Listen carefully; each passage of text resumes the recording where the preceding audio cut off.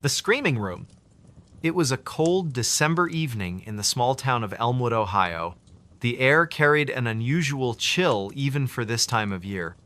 Families were gathered around their fireplaces, unaware of the events unfolding just outside the city limits. Before we begin, tell me, where are you listening from, and what time is it there? James Carter, a 35-year-old mechanic, lived alone in a century-old farmhouse on the outskirts of town. His wife had passed away 5 years earlier, leaving him to care for their property by himself. The house, though charming, had always given James an uneasy feeling, especially one particular room on the second floor. That night, as James finished repairing his truck in the garage, he noticed something strange. A faint sound, almost like whispering, seemed to be coming from upstairs. He glanced at the clock. 9:17 p.m. Too late for visitors, and definitely too late for his imagination to play tricks on him. Climbing the creaky wooden stairs, James felt the temperature drop noticeably. By the time he reached the second floor, his breath had become visible in the frigid air.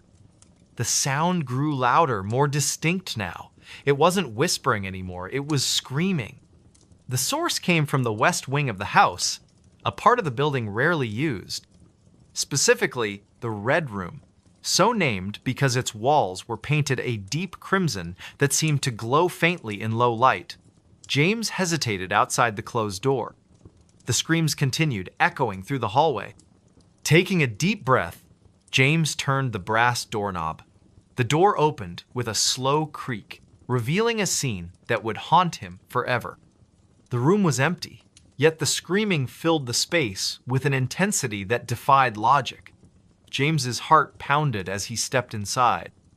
The wallpaper, faded but still recognizable as Victorian floral patterns, seemed to shift and move in the dim light. Shadows danced across the walls, though no source of movement could be seen. The temperature dropped further, causing James to shiver uncontrollably. He checked his watch. 9:23 p.m. Time seemed to stretch and warp within the confines of the room. The screams changed pitch, becoming more desperate, more human-like. Yet there was no one there, just the empty space and the overwhelming sense of dread. James remembered hearing stories about the previous owners of the house, a family who had lived there in the early 1900s. Rumors spoke of mysterious disappearances and unexplained deaths, but these were just tales, weren't they? Urban legends meant to entertain rather than terrify. As he stood frozen in the center of the room, the screams began to form words. At first, they were indistinct, jumbled sounds, but gradually, they became clearer. "Help me! Get out! They're coming!" Each phrase sent a new wave of fear through James's body. His phone, left charging downstairs, buzzed with a text message from his friend Mark. "Hey, you still up?" the message read. James considered responding, but the phone remained safely downstairs while he was trapped in this nightmare. The buzzing stopped as quickly as it started. The clock on the wall ticked loudly, each second stretching into eternity. 9:28 p.m. The room's atmosphere shifted again, becoming heavier, more oppressive. James's breathing quickened as he realized the screaming had stopped. Complete silence filled the space, more terrifying than the noise had been. Suddenly, the lights flickered. Not the overhead bulb, which had long since burned out, but the very air itself seemed to shimmer and pulse with an otherworldly energy. Shadows detached themselves from the walls, taking on forms that defied description, shapes that twisted and writhed in ways that shouldn't be possible. James backed toward the door, his movements slow and deliberate, every fiber of his being screamed at him to run, but his legs refused to cooperate. The temperature continued to plummet, frost forming on the window panes despite the lack of cold air entering the room. At 9:34 p.m., the door slammed shut behind him. The sound reverberated through the house, shaking the very foundations. James spun around, panic rising in his chest. The handle wouldn't budge, no matter how hard he pulled or pushed. The room had sealed itself off from the rest of the world. The shapes in the corners of the room began to move closer. Their forms solidified into something resembling human figures. But not quite. Eyes glowed with an unnatural light, mouths stretched impossibly wide.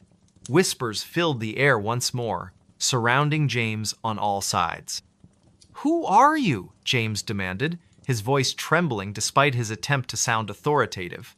The whispers responded, though no actual words could be discerned. Instead, they formed a cacophony of sound that threatened to overwhelm his senses. Time lost all meaning. Minutes stretched into hours, or perhaps it was only seconds. James couldn't tell anymore. His watch had stopped functioning, the hands frozen at 9:36 p.m. The room seemed to expand and contract, changing size and shape with each passing moment. Then, without warning, everything went silent. The shadows retreated to the corners, the temperature returned to normal, and the door opened easily when James turned the handle. Stepping out into the hallway, he found nothing unusual waiting for him. The rest of the house remained calm and quiet. But the experience had changed James. He couldn't sleep in that house anymore. Within a week, he had sold the property and moved to another state. To this day, the current owners refuse to enter the red room. They've boarded it up, sealing it off from the rest of the house. Sometimes, late at night, people walking past the old farmhouse claim to hear screams coming from within, though no one dares to investigate. The legend of the screaming room lives on, whispered among the residents of Elmwood. A reminder that some places are best left undisturbed. The story ends where it began, with a cold December evening in Ohio. But now, whenever someone hears an unexpected sound in the night, they think twice before investigating. Because sometimes, the truth is far more terrifying than any urban legend. Pause here for reflection. Let the weight of the tale settle in the listener's mind.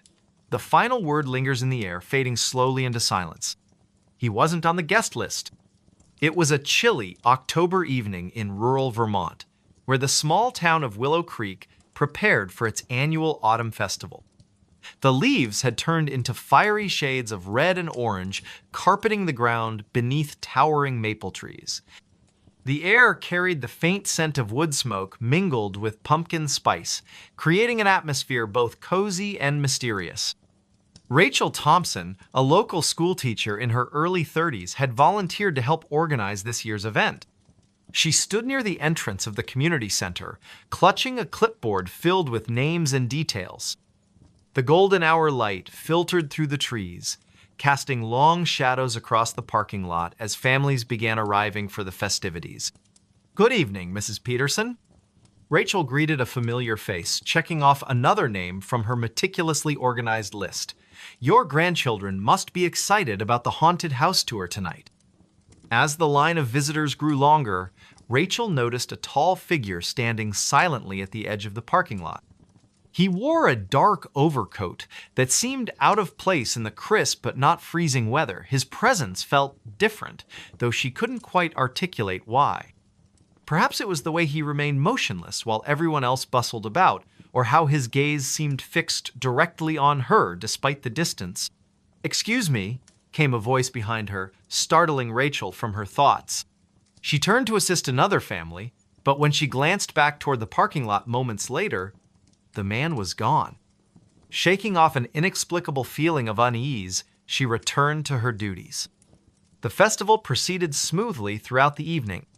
Children laughed as they navigated the hay maze, couples strolled hand in hand through the pumpkin patch, and elderly residents shared stories around the bonfire. Yet Rachel couldn't shake the image of that strange man from her mind. Several times, she caught herself scanning the crowd, searching for his distinctive silhouette. Around 9 o'clock, as the last scheduled events drew to a close, Rachel began directing volunteers in the cleanup process. The temperature had dropped noticeably, and a thin mist crept across the grounds, swirling around lampposts and benches. Most attendees had already departed, leaving only a few stragglers enjoying the final moments of the celebration. "Rachel," called Mark Harrison, one of the event coordinators, "have you seen anyone still wandering around?" I thought I heard footsteps near the old storage shed.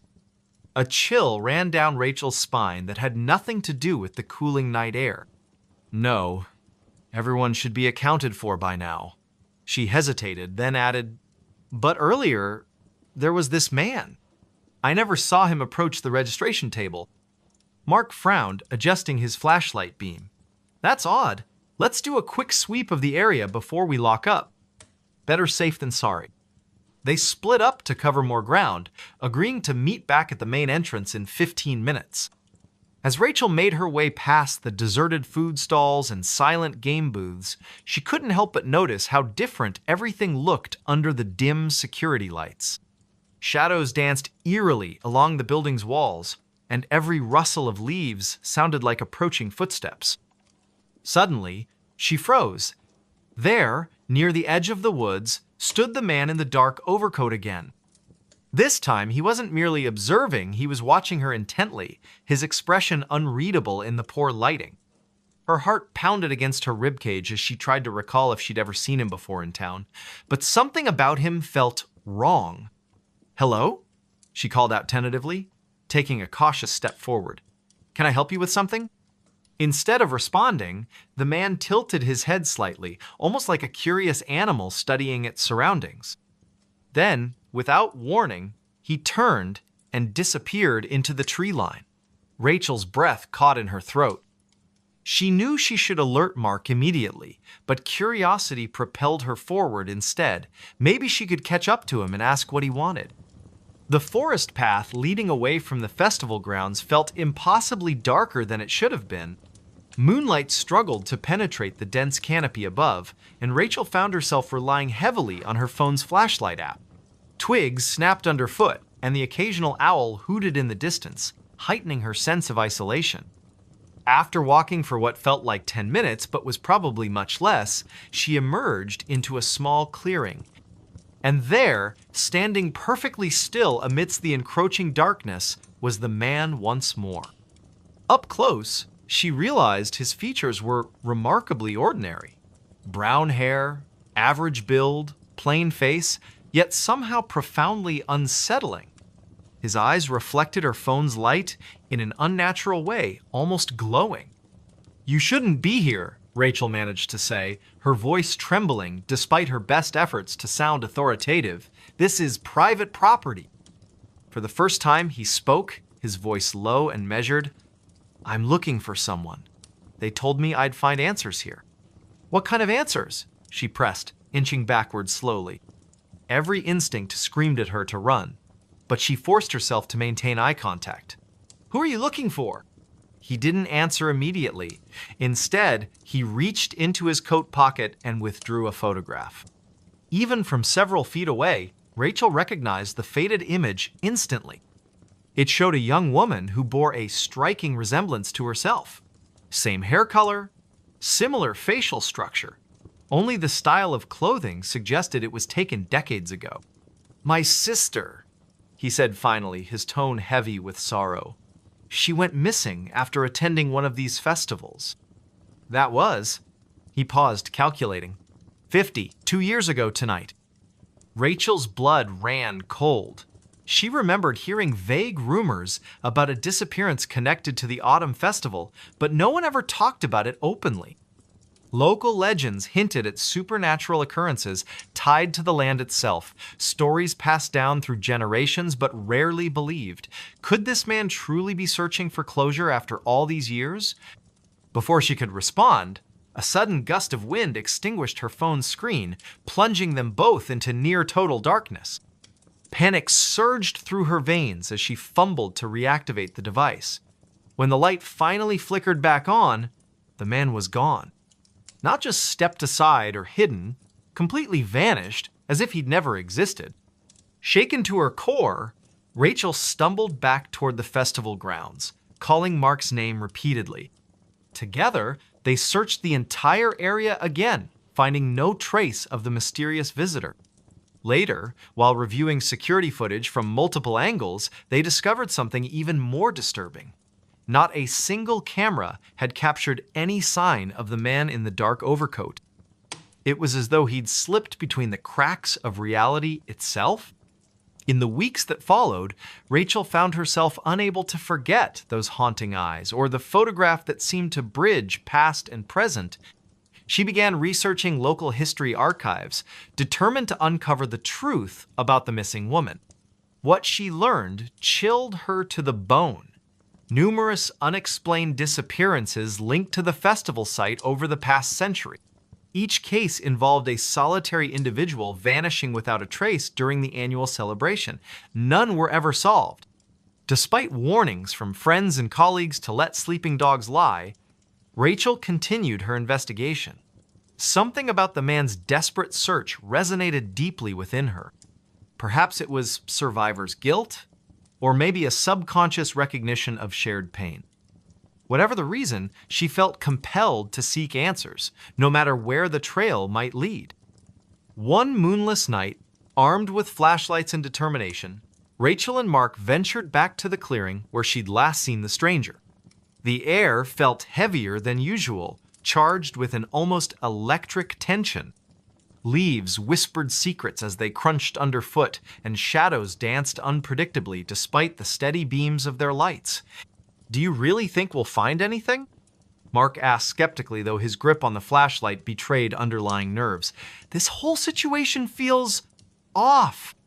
"I don't know," Rachel admitted softly, scanning the perimeter for any signs of disturbance. "But I can't shake the feeling that we're missing something important, something right under our noses." They spent nearly an hour combing the area, finding nothing but ancient tree roots and scattered stones.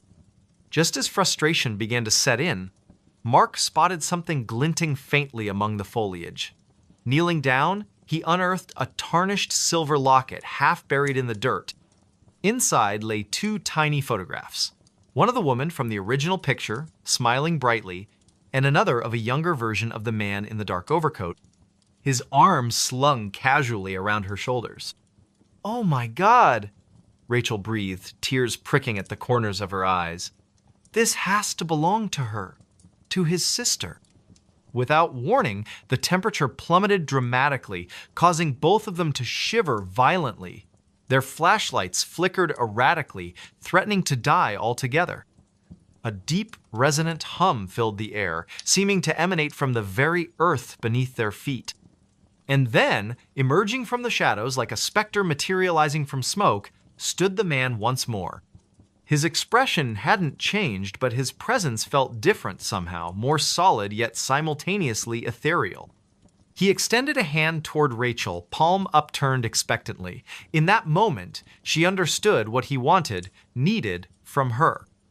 Placing the locket gently into his grasp, she whispered, "I'm so sorry. We'll keep looking. I promise." For the first time since their encounter, emotion flickered across his face, gratitude mixed with profound sadness. Slowly, deliberately, he closed his fingers around the precious keepsake. As he did so, his form began to dissolve, fading away like morning mist beneath the rising sun.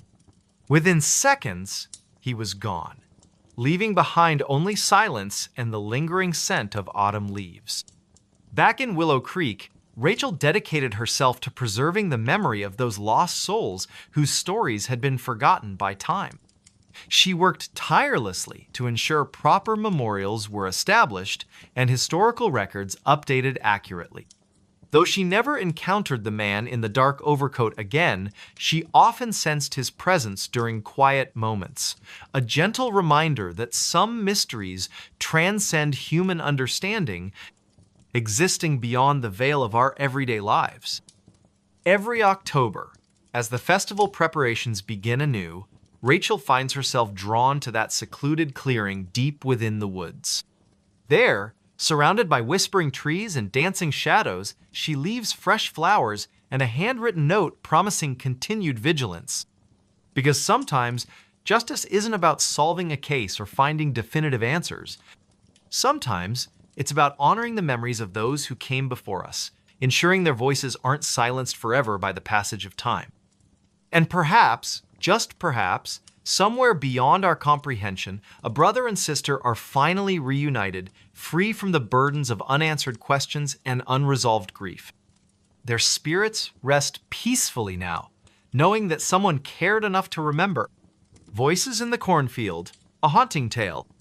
It was a quiet, humid evening in late September when Emma first heard the whispers. The sun had just dipped below the horizon, casting long shadows across the endless rows of cornfields that surrounded her small town of Millbrook, Illinois. The air was thick with the scent of damp earth and drying leaves, and a gentle breeze rustled through the towering stalks. She had always found the fields comforting during the day, their golden waves stretching as far as the eye could see. But at night, they felt different, oppressive, as if the darkness between the rows hid secrets too terrible to be spoken aloud. Emma stood on the edge of the field, hesitating for a moment before stepping forward. Her boots crunched softly against the dry soil beneath her feet. It was almost 8 o'clock, and she should have been home by now, but something had drawn her here, nagging curiosity she couldn't quite explain. Earlier that afternoon, while walking back from the general store, she'd overheard an old man muttering about strange voices coming from the cornfield. He claimed he'd heard them every night for weeks, soft murmurs carried on the wind like ghostly echoes.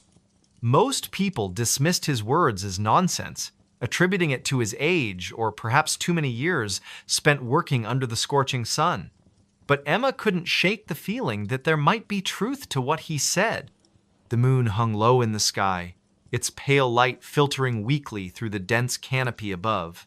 Shadows danced around her, shifting unpredictably as though alive. She took another cautious step deeper into the field, her heart pounding in her chest. "Hello?" she called out tentatively, her voice barely audible even to herself. Silence greeted her, save for the faint rustling of leaves overhead. She exhaled slowly, trying to calm her nerves. Maybe this was all just her imagination playing tricks on her after hearing the old man's story. But then, faintly, she heard it all whisper. Barely more than a breath, yet unmistakable. It seemed to come from everywhere and nowhere all at once, weaving through the rows of corn like a phantom thread. Emma froze, her pulse quickening. "Who's there?" she demanded, her voice firmer this time, though laced with unease. Again, the whisper came, louder now, closer. She turned sharply, scanning the darkened rows around her, but saw nothing except the endless maze of stalks swaying gently in the breeze. "Leave me alone!" she shouted, panic beginning to creep into her tone. The whispers grew louder still, overlapping each other until they formed a cacophony of unintelligible murmurs. They weren't human voices, not entirely. There was something wrong about them, something unnatural. A chill ran down her spine as she realized she wasn't alone. Something or someone was watching her from within the shadows. She stumbled backward, her foot catching on a root hidden beneath the dirt. With a startled cry, she fell hard onto the ground, pain shooting up her arm as she landed awkwardly. For a moment, everything went silent again. Too silent. Even the rustling of the leaves seemed to fade away, leaving only the sound of her own ragged breathing. Then, without warning, a figure emerged from the darkness. It was tall, impossibly so, its silhouette blending seamlessly with the surrounding stalks. Its facif, it could even be called, that was obscured by a tangle of vines and dried husks, giving it the appearance of some grotesque scarecrow brought to life. Yet it moved with purpose, taking deliberate steps toward her. Emma scrambled to her feet, her mind screaming at her to run, but her legs refused to obey. She was rooted to the spot, paralyzed by fear. "You shouldn't have come here," the figure rasped, its voice a guttural blend of multiple tones layered atop one another. It sounded neither male nor female, neither young nor old, just wrong. "This place doesn't belong to you." "What do you want?" Emma managed to choke out, tears streaming down her face. She wanted to look away, to close her eyes and pretend none of this was real, but she couldn't. The figure's gaze held her captive, piercing through her very soul. "The voices will tell you," it replied cryptically, tilting its head in a way that made her stomach churn. Before she could respond, it raised a gnarled hand and pointed deeper into the field. Against her will, Emma found herself turning to follow its gesture. There, nestled among the rows of corn, was a clearing she hadn't noticed before. In the center of the clearing stood an ancient stone altar, its surface stained with dark streaks that looked suspiciously like dried blood. Surrounding the altar were dozens of crude effigies fashioned from twisted branches and scraps of fabric, their hollow eyes seeming to stare directly at her. "What is this?" she whispered, her voice trembling. The figure didn't answer. Instead, it began to chant in a language she didn't recognize, the syllables rolling off its tongue in a rhythmic cadence that sent shivers coursing through her body. The whispers returned, louder now, drowning out the sound of the chanting. They pressed in on her from all sides, filling her ears and clouding her thoughts until she could no longer distinguish reality from nightmare. Images flashed before her eyes' faces, contorted in agony, bodies writhing in pain, screams echoing endlessly. She clutched her head, desperate to block out the visions, but they only grew stronger. Through the chaos, one word repeated itself over and over again: reap, reap, reap, reap. And then, as suddenly as it had begun, everything stopped. The whispers ceased, the visions vanished, the figure was gone. Emma collapsed to her knees, gasping for air as she tried to make sense of what had just happened. When she finally mustered the strength to stand, she stumbled out of the field and ran all the way back to town, not stopping until she reached the safety of her home. For days afterward, Emma avoided the cornfield at all costs. She told no one what she had seen, fearing they wouldn't believe her, or worse, that they would think she was crazy. But the memories lingered, haunting her dreams and leaving her perpetually on edge. She started hearing the whispers again, faint at first, but growing louder with each passing night. No matter where she went, they followed her, taunting her with fragmented phrases she couldn't fully understand. One evening, unable to endure the torment any longer, Emma decided to confront the source of the voices once and for all. Armed with a flashlight and a pocket knife, she returned to the field, determined to uncover the truth. The moonlight illuminated her path as she navigated the labyrinthine rows, her footsteps hesitant yet resolute. When she reached the clearing, she found the altar exactly as she remembered it, but this time, it wasn't empty. Lying atop the stone slab was a book bound in cracked leather, its pages yellowed with age.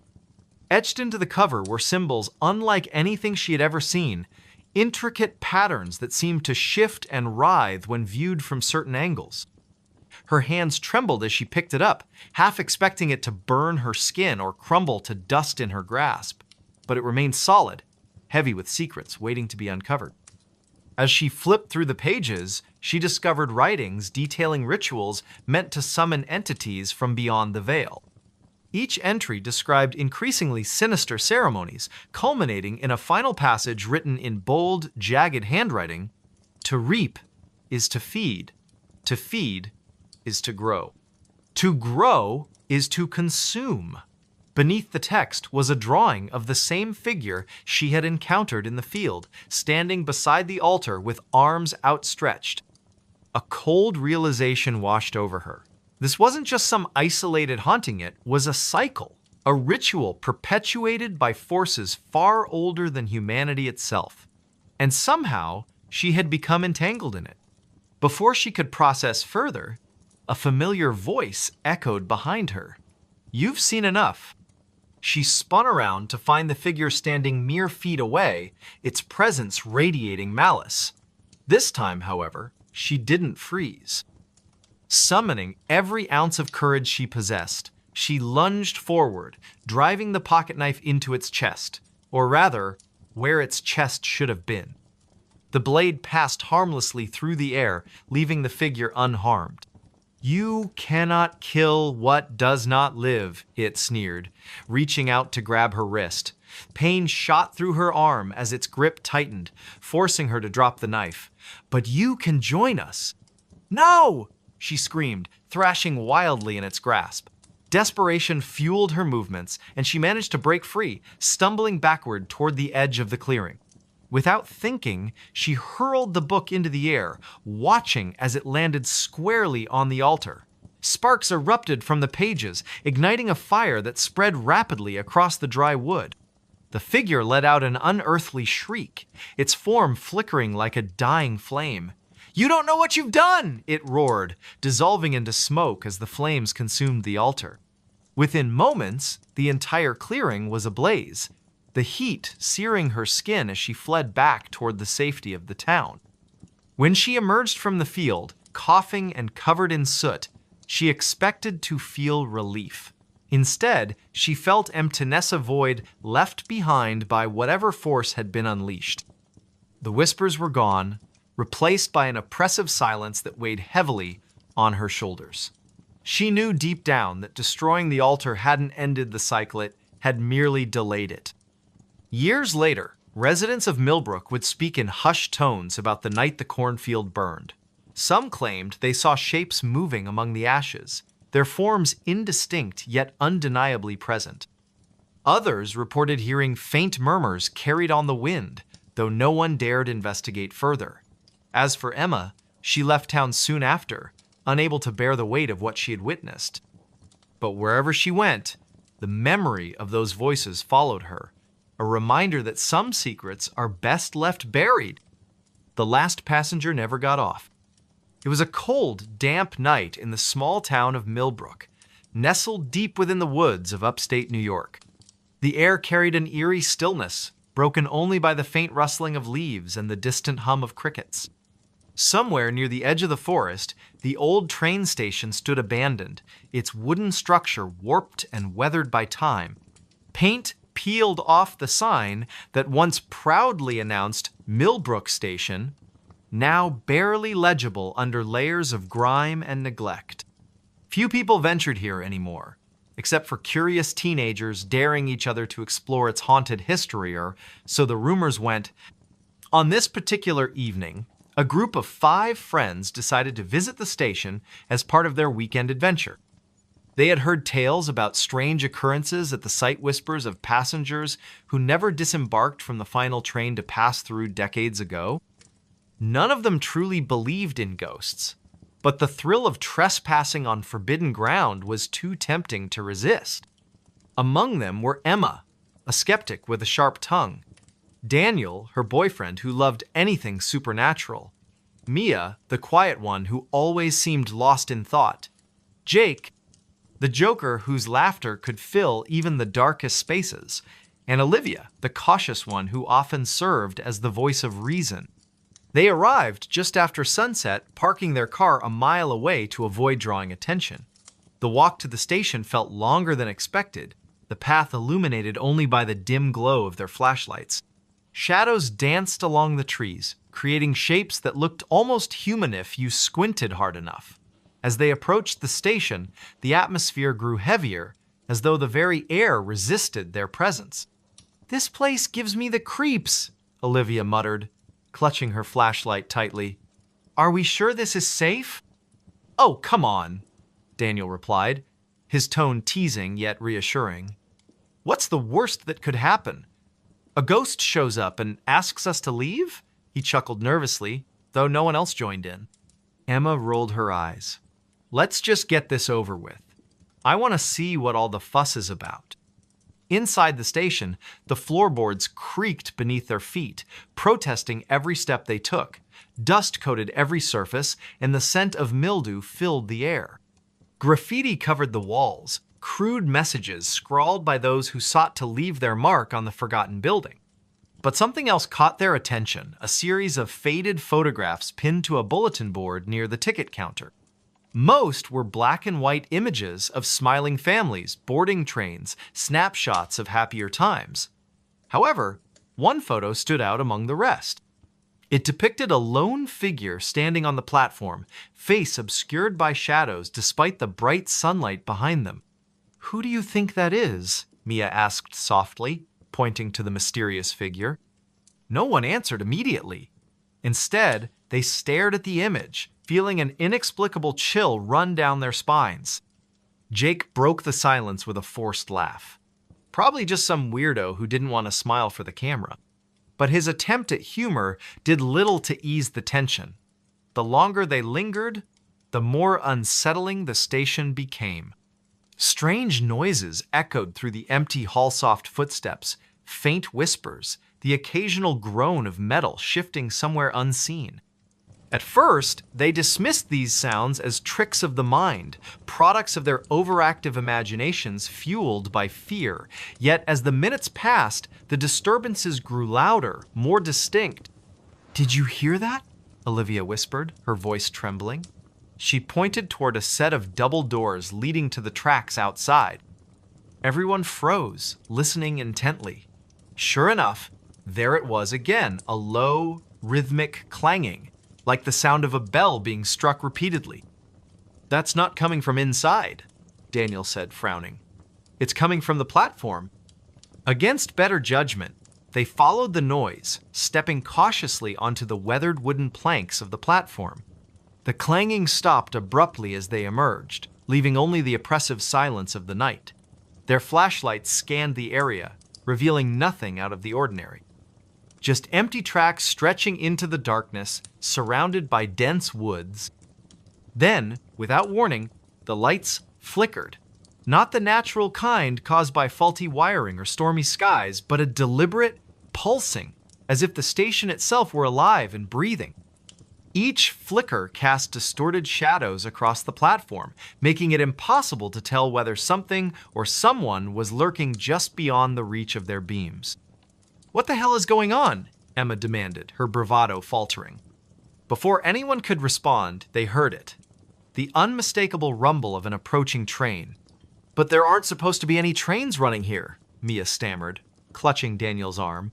"It must be a freight train or something," Jake suggested weakly, though he sounded far from convinced. The rumbling grew louder, accompanied by the piercing screech of metal grinding against metal. And then, emerging from the darkness, came the train itself. Its headlights cut through the gloom, blinding them momentarily. When their vision adjusted, they realized something was wrong. The train looked ancient, its paint chipped and faded, its windows clouded with grime. It moved impossibly slowly, as though struggling to stay on the tracks. As it drew closer, the group noticed another detail that sent shivers down their spines. Every single window was dark. No passengers sat inside, no conductor waved from the caboose. It was completely empty, or so it seemed. Okay, Olivia said quickly, backing away. "We need to go. Now." "No arguments here," Jake agreed, already heading back toward the station. But before they could retreat, the train came to a halt directly in front of them. The doors slid open with a deafening hiss, revealing the interior bathed in shadow. From within, they heard a soft melodic whisper that seemed to echo in their minds rather than their ears. "Come aboard!" it urged, gentle yet insistent. None of them moved. They stood rooted to the spot, paralyzed by a mix of fear and curiosity. "Don't listen to it," Emma shouted, snapping them out of their trance. "Whatever you do, don't get on that train." Her words seemed to break the spell. One by one, they turned and ran, fleeing back toward the safety of the station. But as they reached the entrance, they realized something was terribly wrong. The building they had entered earlier was gone. In its place stood a vast expanse of wilderness, stretching endlessly in every direction. Panic set in as they frantically searched for a way out, but the forest seemed to shift and change around them, trapping them in an endless maze. Hours passed, or maybe it was only minutes. Time had lost all meaning. Eventually, exhaustion forced them to stop, collapsing onto the damp earth beneath the skeletal branches of towering trees. And that's when they saw it again, the train, waiting silently on invisible tracks. One by one, they began to disappear. First, it was Jake, who wandered off alone in search of help. Then Mia, lured away by the promise of finding shelter. Next came Olivia, driven mad by the constant whispers she swore only she could hear. Finally, Daniel succumbed to despair, convinced he would find answers aboard the train. Only Emma remained, clinging to the hope that she could escape whatever malevolent force had ensnared her friends. But as dawn broke over the horizon, casting pale light across the desolate landscape, she found herself standing on the platform once more. The train loomed before her, its doors wide open, inviting her to step inside. Tears streamed down her face as she realized the truth. She would never leave. Like the others, she was destined to become one of the last passengers, the ones who never got off. The forest fell silent again, save for the faint rustle of leaves and the distant hum of crickets. Somewhere near the edge of the woods, the old train station stood abandoned, its wooden structure warped and weathered by time. Paint peeled off the sign that once proudly announced Millbrook Station, now barely legible under layers of grime and neglect. Few people ventured here anymore, except for curious teenagers daring each other to explore its haunted history, or so the rumors went. They said the house was empty. The small town of Ridgewood, nestled deep in the heart of New England, had always been a place where whispers carried farther than voices. It was late autumn, and the air was crisp with the scent of fallen leaves and damp earth. The sun was setting behind the jagged tree line, casting long shadows over the quiet streets. A young woman named Emily Carter had just returned to her hometown after years of living in the city. She had come back for one reason: to settle the estate of her late uncle, a man she barely remembered from her childhood. Emily parked her car in front of the old house on Maplewood Lane, its peeling paint and sagging porch giving it an air of abandonment. She stepped out of the car, her boots crunching softly against the gravel driveway. The house stood at the edge of town, surrounded by dense woods that seemed to lean inward, as if trying to swallow it whole. Locals had always avoided this place, calling it cursed or haunted. But Emily dismissed such tales as superstition. "It's just an old house," she muttered under her breath, though her voice trembled slightly. "Nothing more." She reached into her coat pocket and pulled out the key her lawyer had given her earlier that day. The metal felt cold against her fingers as she inserted it into the lock. With a creak that echoed through the stillness, the door swung open. The interior was dark, the air heavy with the smell of mildew and decay. Emily fumbled for the light switch, her hand brushing against the rough texture of the wall. When the overhead bulb flickered to life, revealing the dusty furniture and cobweb-covered corners, she let out a shaky breath. "Not exactly homey," she said aloud, attempting to mask her unease with sarcasm. As she began to explore the house, her footsteps echoed ominously on the creaky wooden floors.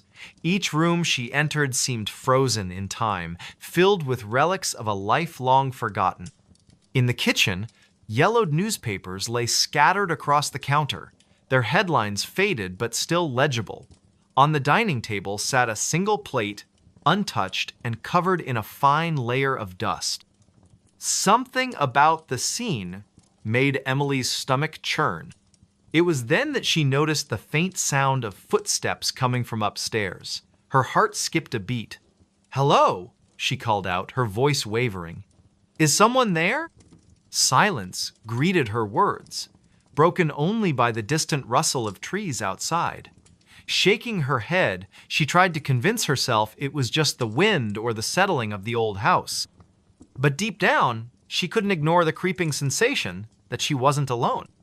Determined to finish what she'd come here to do, Emily climbed the staircase, each step groaning beneath her weight. At the top, she found herself facing a long hallway lined with closed doors. One of them stood slightly ajar, a sliver of dim light spilling out onto the floor. She hesitated, her hand hovering over the doorknob.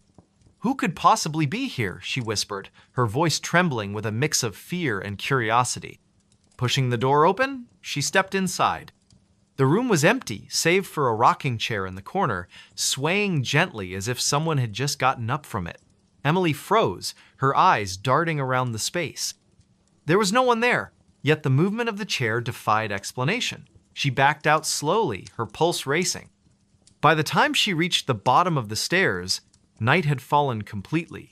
Shadows danced across the walls, cast by the flickering light of the single bulb above her head. Emily decided to call it a night, retreating to her car to retrieve her overnight bag. As she crossed the threshold once more, she felt a sudden chill run down her spine. The temperature in the house had dropped noticeably, despite the lack of windows being open. She wrapped her arms around herself, trying to shake off the feeling of dread that was steadily growing within her. Setting her bag down in the living room, she lit a few candles to supplement the weak electric light. That's when she heard a soft whisper, so faint it might have been her imagination. Leave. Her blood ran cold. "Who's there?" she demanded, her voice stronger now, though her hands were shaking. No response came, but the whisper repeated itself, louder this time. "Leave while you can." Panic rising, Emily grabbed her phone and dialed the local sheriff's office. The operator assured her they would send someone over immediately, but as she hung up, she realized how isolated the house truly was. By the time help arrived, anything could happen. Minutes passed like hours as she sat huddled on the couch, clutching a flashlight. Every creak of the house sent her nerves spiraling. Finally, headlights appeared in the distance, cutting through the darkness. Relief washed over her as two officers stepped out of their patrol car and approached the house. "Evening, ma'am," one of them said, tipping his hat. "You reported some trouble?" Trying to steady her breathing, Emily explained everything: the footsteps, the rocking chair, the whispers. The officers exchanged skeptical glances but agreed to take a look around. They searched every room, shining their flashlights into every shadowy corner. "Seems clear to me," the taller officer said finally, scratching his chin. "Old houses like this tend to make noises. Probably nothing to worry about." "But I know what I heard," Emily insisted, frustration creeping into her tone. "We'll keep an eye on things tonight," the other officer promised, though his expression suggested he didn't believe her. "If anything else happens, give us a call." With little choice but to accept their assessment, Emily watched them leave, the sound of their car fading into the distance. Alone again, she locked the door and barricaded it with a chair, hoping to feel safer. But sleep eluded her, and the night stretched on endlessly. Sometime after midnight, the whispers returned, louder and more insistent. "You shouldn't have come back." This time, Emily saw something move in the corner of her vision. Whirling around, she caught a glimpse of a figure standing in the doorway before it vanished. Her scream pierced the silence, echoing through the house like a banshee's wail. Desperate, she grabbed her car keys and bolted for the door, not caring about leaving her belongings behind. The cool night air hit her face as she stumbled toward her car, tears streaming down her cheeks. Back in town, she checked into a motel, unable to stop shaking. The next morning, she went straight to the library, determined to uncover the truth about the house. After hours of digging through old records and newspaper clippings, she discovered something chilling. Decades ago, a family had lived in the house: a mother, father, and their young daughter. Tragedy struck when the parents died under mysterious circumstances, leaving the child orphaned. Neighbors claimed the girl had gone mad, wandering the woods until she disappeared without a trace. Some believed she had taken her own life. Others whispered of darker forces at play. Armed with this knowledge, Emily returned to the house one final time, accompanied by a priest recommended by the librarian. Together, they performed a blessing ritual, sprinkling holy water and reciting prayers throughout the building. By the end, Emily felt a strange sense of peace settle over the house, as if a weight had been lifted. Though she never fully understood what had happened, Emily left Ridgewood shortly afterward, vowing never to return. The house remained empty, its secrets buried beneath layers of history and myth.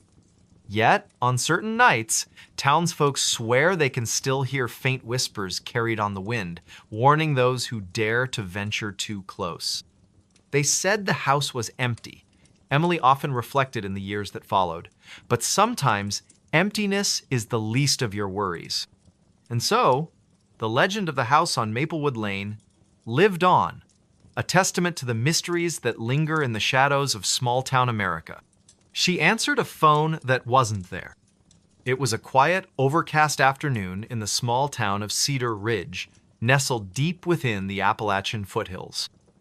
The sky was a uniform gray, and the air carried a damp chill that seemed to seep through every crack in the old houses lining Elm Street. Emily Carter, a reserved librarian in her late 20s, had just returned from her weekly grocery run. She lived alone in a modest two-story home at the edge of town, its white paint peeling slightly but still charming in its own way. As she stepped inside, she noticed something unusual, a faint ringing sound echoing through the house. Her brow furrowed as she set down her bags. "That's strange," she muttered under her breath, glancing around the living room. She didn't own a landline phone, nor did she have any devices capable of producing such a clear, mechanical ring. It wasn't her cell phone either. It lay silent on the kitchen counter, screen dark. The ringing continued, steady and persistent, as if demanding attention. Emily hesitated for a moment, then followed the sound. It seemed to be coming from upstairs. Each step creaked beneath her weight, amplifying the eerie atmosphere. The hallway upstairs was dimly lit, shadows stretching long across the worn carpet. The ringing grew louder, more insistent, until she found herself standing outside the door to the spare bedroom, a room she rarely used. With a deep breath, she turned the doorknob and pushed the door open. Inside, the room was exactly as she'd left it last. Dusty furniture draped with old sheets, a single window letting in muted light. But there, sitting on the floor, in the center of the room, was an old rotary phone. Its black cord snaked across the floor like a serpent, disappearing into the wall where no outlet existed. Emily froze, her heart pounding in her chest. This phone hadn't been there before, she was certain of it. Yet here it sat, ringing insistently, almost tauntingly. Against her better judgment, she approached it.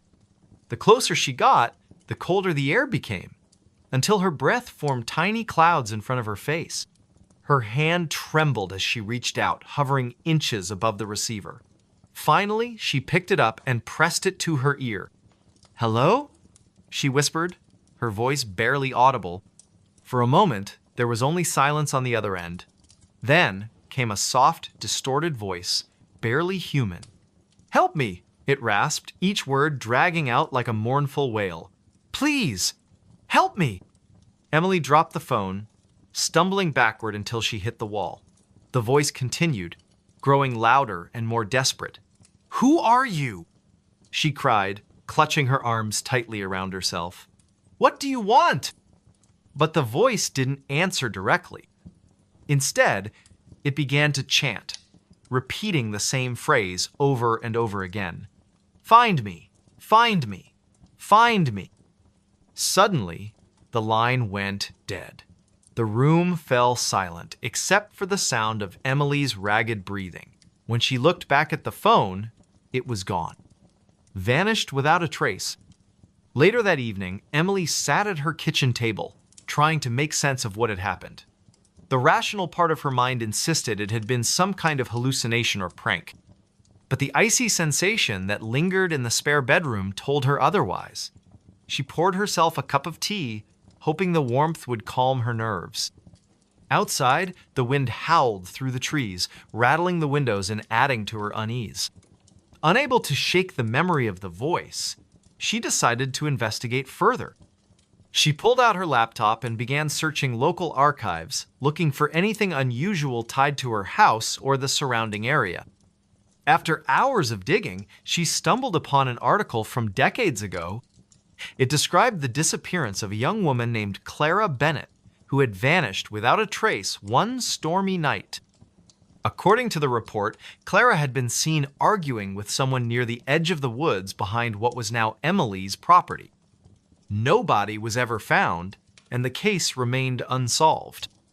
A chill ran down Emily's spine as she read the details. Could the voice belong to Clara? And if so, why had it chosen her to hear its plea? The next day, Emily visited the town library, hoping to learn more about Clara's life. The librarian, an elderly woman named Mrs. Percentive. Hargrove recognized the name immediately.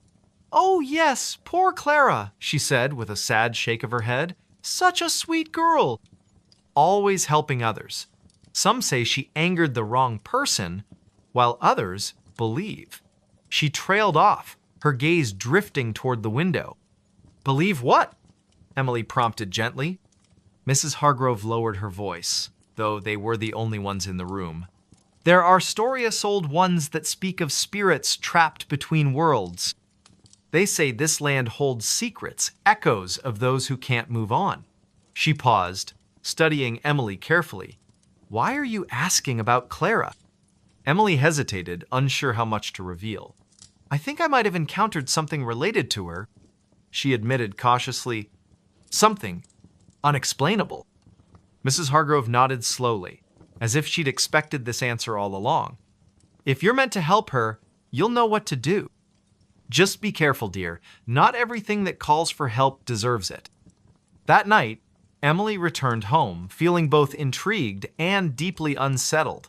As she climbed the stairs to bed, she couldn't shake the feeling that she was being watched. Every shadow seemed to shift just out of the corner of her eye, and the house felt unnaturally quiet, as if holding its breath. When she reached the landing, she froze. There, once again, was the rotary phone. This time, it sat on the top step, its cord coiled neatly beside it. The sight sent a jolt of fear through her body, but also a strange sense of resolve. She knew she couldn't ignore it anymore. Kneeling down, she picked up the receiver and held it to her ear. "Clara?" she asked tentatively. "Yes," came the reply, softer this time, but unmistakably the same voice. "You hear me. You must find me." "Where are you?" Emily demanded, her voice trembling. "In the woods. Follow the path. Look for the tree with the red ribbon." Before Emily could ask more questions, the line went dead again. The phone disappeared from her hands, leaving her staring at empty space. The following morning, armed with determination and a flashlight, Emily ventured into the dense forest behind her house. The path she followed was narrow and overgrown, the trees towering above her like silent sentinels. The air smelled earthy and damp, and the only sounds were the crunch of leaves beneath her boots and the occasional rustle of unseen creatures. After walking for nearly 20 minutes, she spotted a massive oak tree with a faded red ribbon tied around its trunk. Her pulse quickened as she approached. At the base of the tree, partially hidden by moss and roots, was a small wooden box. With shaking hands, she opened it. Inside was a collection of personal belongings, a tarnished locket, a handwritten letter, and a photograph of a smiling young woman who bore a striking resemblance to the image of Clara she'd seen online. Tears welled up in Emily's eyes as she realized the significance of her discovery. These items weren't random, they were clues, pieces of a puzzle waiting to be solved. She carefully gathered them and brought them back to her house, determined to piece together the truth. Over the next several weeks, Emily delved deeper into Clara's story, uncovering a web of betrayal, jealousy, and tragedy. She learned that Clara had been involved with a man whose family disapproved of their relationship. On the night she disappeared, witnesses claimed they saw her arguing with him near the woods. Many believed he had something to do with her vanishing, but without evidence, nothing could be proven. One evening, as Emily pored over documents spread across her dining table, she heard the familiar ringing sound again. Turning slowly, she saw the rotary phone resting on the couch. This time, however, it wasn't calling Harriet, was simply there, as if waiting. Summoning her courage, she walked over and picked up the receiver. "Clara?" she said softly. "Thank you," came the voice, clearer and more peaceful than before. "You've given me peace." And then, just like that, the phone vanished. For good this time. In the days that followed, Emily felt a profound sense of closure, not just for Clara, but for herself as well. By confronting the unknown, she had faced her own fears and discovered a strength she hadn't known she possessed.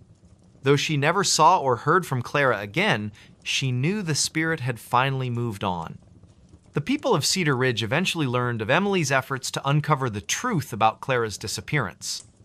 Inspired by her bravery, they erected a memorial in the woods, marking the spot where the oak tree stood.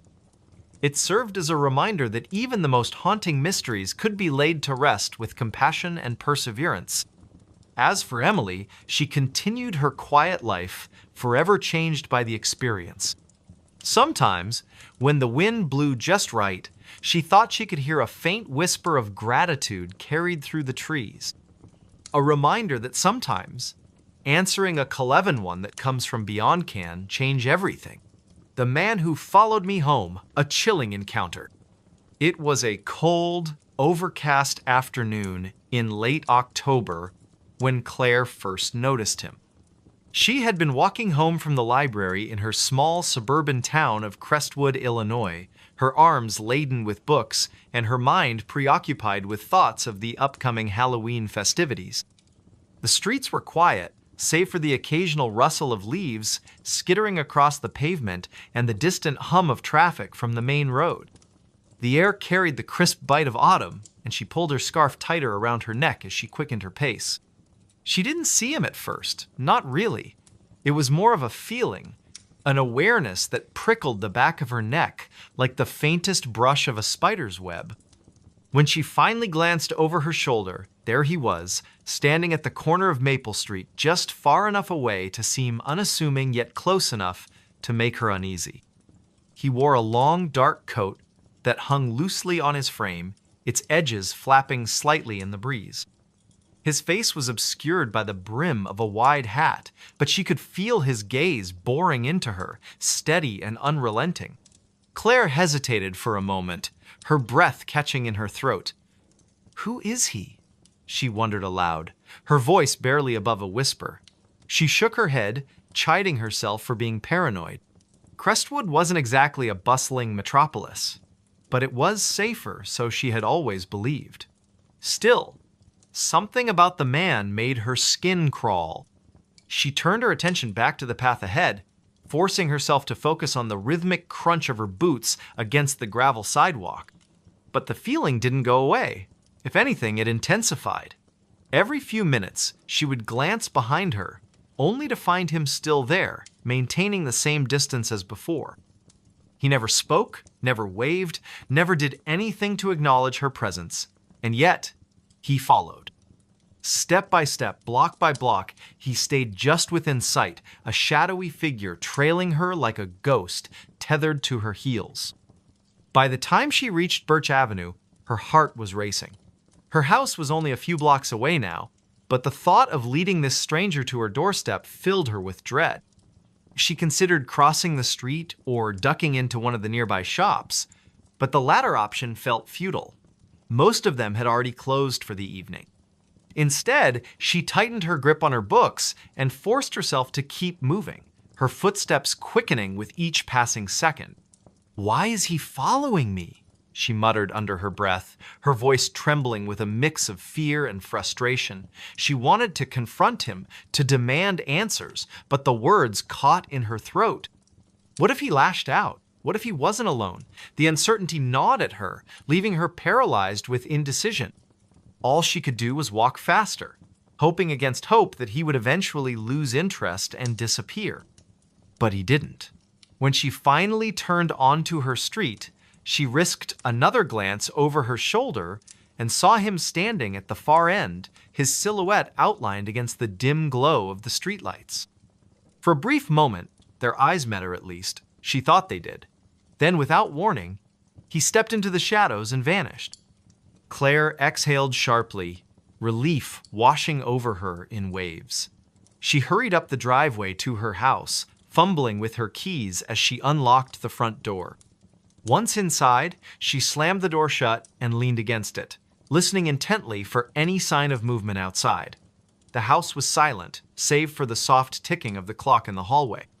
She locked the door and drew the curtains, her hands shaking as she moved from room to room, checking every window and peering out into the darkness beyond. For hours, she sat huddled on the couch, Her phone clutched tightly in her hand. She debated calling the police, but what would she say? That a man had followed her home without saying a word? Without doing anything overtly threatening?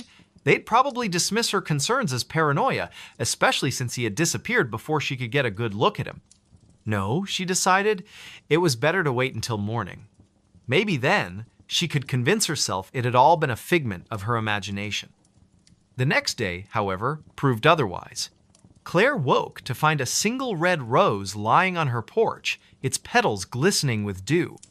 At first, she thought it might be a gift from a neighbor or a secret admirer, but the absence of a note or any identifying details left her unsettled. She picked it up cautiously, examining it for clues, but found nothing unusual. Still, the gesture felt wrong too, deliberate, too calculated. As she walked to work later that morning, she couldn't shake the feeling that she was being watched again. Sure enough, when she paused at the intersection of Birch and Elm, she spotted him standing across the street, his posture relaxed, yet unnervingly still. This time, he wasn't wearing the hat, and she got a clearer view of his face. It was gaunt, almost skeletal, with hollow cheeks and sunken eyes that seemed to glint with a strange, otherworldly light. His lips curled into a faint smile as their gazes locked, sending a shiver down her spine. Claire broke eye contact and hurried across the street, her pulse hammering in her ears. She ducked into a nearby cafe, ordering a coffee she didn't really want, just to have an excuse to stay indoors. From the safety of the window seat, she watched as he lingered outside, his expression unreadable. After several agonizing minutes, he finally turned and walked away, disappearing into the crowd. Over the next few days, the encounters grew more frequent and more disturbing. Wherever she went, he was there. At the grocery store, in the park, even outside her office building. He never approached her, never said a word, but his presence was constant, suffocating. Friends and coworkers began to notice her growing anxiety, asking if everything was okay. She tried to laugh it off, attributing her behavior to stress or lack of sleep, but deep down, she knew the truth. Something was terribly wrong. One evening, after returning home from work, Claire discovered a note tucked beneath her windshield wiper. Written in jagged, uneven handwriting were the words, "I've been waiting for you." Her stomach churned as she read the message over and over, each repetition making it feel more menacing. She crumpled the paper in her fist and threw it into the trash. But the damage was done. Sleep eluded her that night, her mind racing with questions she couldn't answer. Who was he? What did he want from her? And why wouldn't he leave her alone? Determined to put an end to the torment, Claire decided to take matters into her own hands. She installed extra locks on her doors, set up motion-activated lights around the perimeter of her house, and even bought a can of pepper spray to carry with her at all times. But none of these precautions brought her peace. If anything, they only heightened her sense of vulnerability, reminding her constantly of the danger lurking just beyond her control. One particularly restless night, she heard a soft tapping sound coming from the living room. At first, she thought it might be the wind rattling the windows, but when she investigated, she found the source of the noise. A single finger pressed against the glass of her sliding door. It was him. His face loomed mere inches away, pale and expressionless, his eyes gleaming with an intensity that made her blood run cold. Without thinking, Claire grabbed the nearest object, a heavy ceramic vase, and hurled it at the door. The impact startled him, causing him to stumble backward. Seizing the opportunity, she bolted to her bedroom and locked the door behind her, her chest heaving as she fought to catch her breath. Outside, she heard the unmistakable sound of footsteps retreating into the night. The next morning, she called the police, recounting everything that had happened in painstaking detail. To her surprise, they took her seriously, promising to patrol the area more frequently and advising her to document any future incidents. For a while, things seemed to improve. The man stopped appearing in public places, and the notes ceased entirely. Claire allowed herself to believe that the nightmare was finally over. But then, on a rainy Tuesday evening, she received a package in the mail. There was no return address, no indication of who had sent it. Inside, she found a photograph of herself taken from outside her bedroom window, along with a short letter written in the same jagged handwriting as before. The message was simple yet chilling. "You can't escape me." Panic surged through her veins as she realized the implications. He had been watching her all along, studying her routines, learning her habits. The idea that he knew her life so intimately down to the layout of her home was unbearable. She packed a bag and fled to a friend's house in Chicago, hoping the distance would offer some measure of protection. For weeks, she lived in a state of constant vigilance, jumping at every unfamiliar sound and avoiding crowded spaces where she might encounter him. Yet, despite her efforts, she couldn't shake the feeling that he was still out there, biding his time. One night, as she lay awake in bed, she heard the faintest creak of floorboards in the hallway. Her heart stopped. Slowly, she reached for the baseball bat she kept beside her bed and crept toward the door. When she opened it, the hallway was empty, or so she thought. As she turned to go back to bed, a hand shot out from the shadows, grabbing her wrist with an iron grip. She screamed, swinging the bat wildly, but he was too strong. His face emerged from the darkness, twisted into a grotesque grin that revealed rows of jagged teeth. "You should have stayed," he whispered, his voice low and guttural. "Now you'll never be free." Claire's world dissolved into chaos. She struggled, kicked, clawed, but it was no use. His strength was overwhelming, his presence suffocating. Just as she felt consciousness slipping away, she heard the distant wail of sirens. Whether they were real or imagined, she couldn't tell. All she knew was that she had failed to escape the man who followed her home. He laughed, but no one was around. It was a quiet, overcast afternoon in the small town of Pine Ridge, tucked away in the rolling hills of rural Pennsylvania. The sky hung low and gray, casting long shadows across the landscape as if nature itself were holding its breath. Most of the townsfolk had retreated indoors to escape the chill that lingered in the air, leaving the streets eerily deserted. Somewhere in the heart of this sleepy community stood an old, decrepit house known only as the Laughing House. Locals avoided it at all costs, claiming strange noises emanated from within laughter, they said, deep and echoing, though no one lived there anymore. On this particular day, a group of 5 friends decided to investigate the rumors surrounding the house. They weren't thrill seekers or paranormal enthusiasts, they were just bored teenagers looking for something to do on a gloomy Saturday afternoon.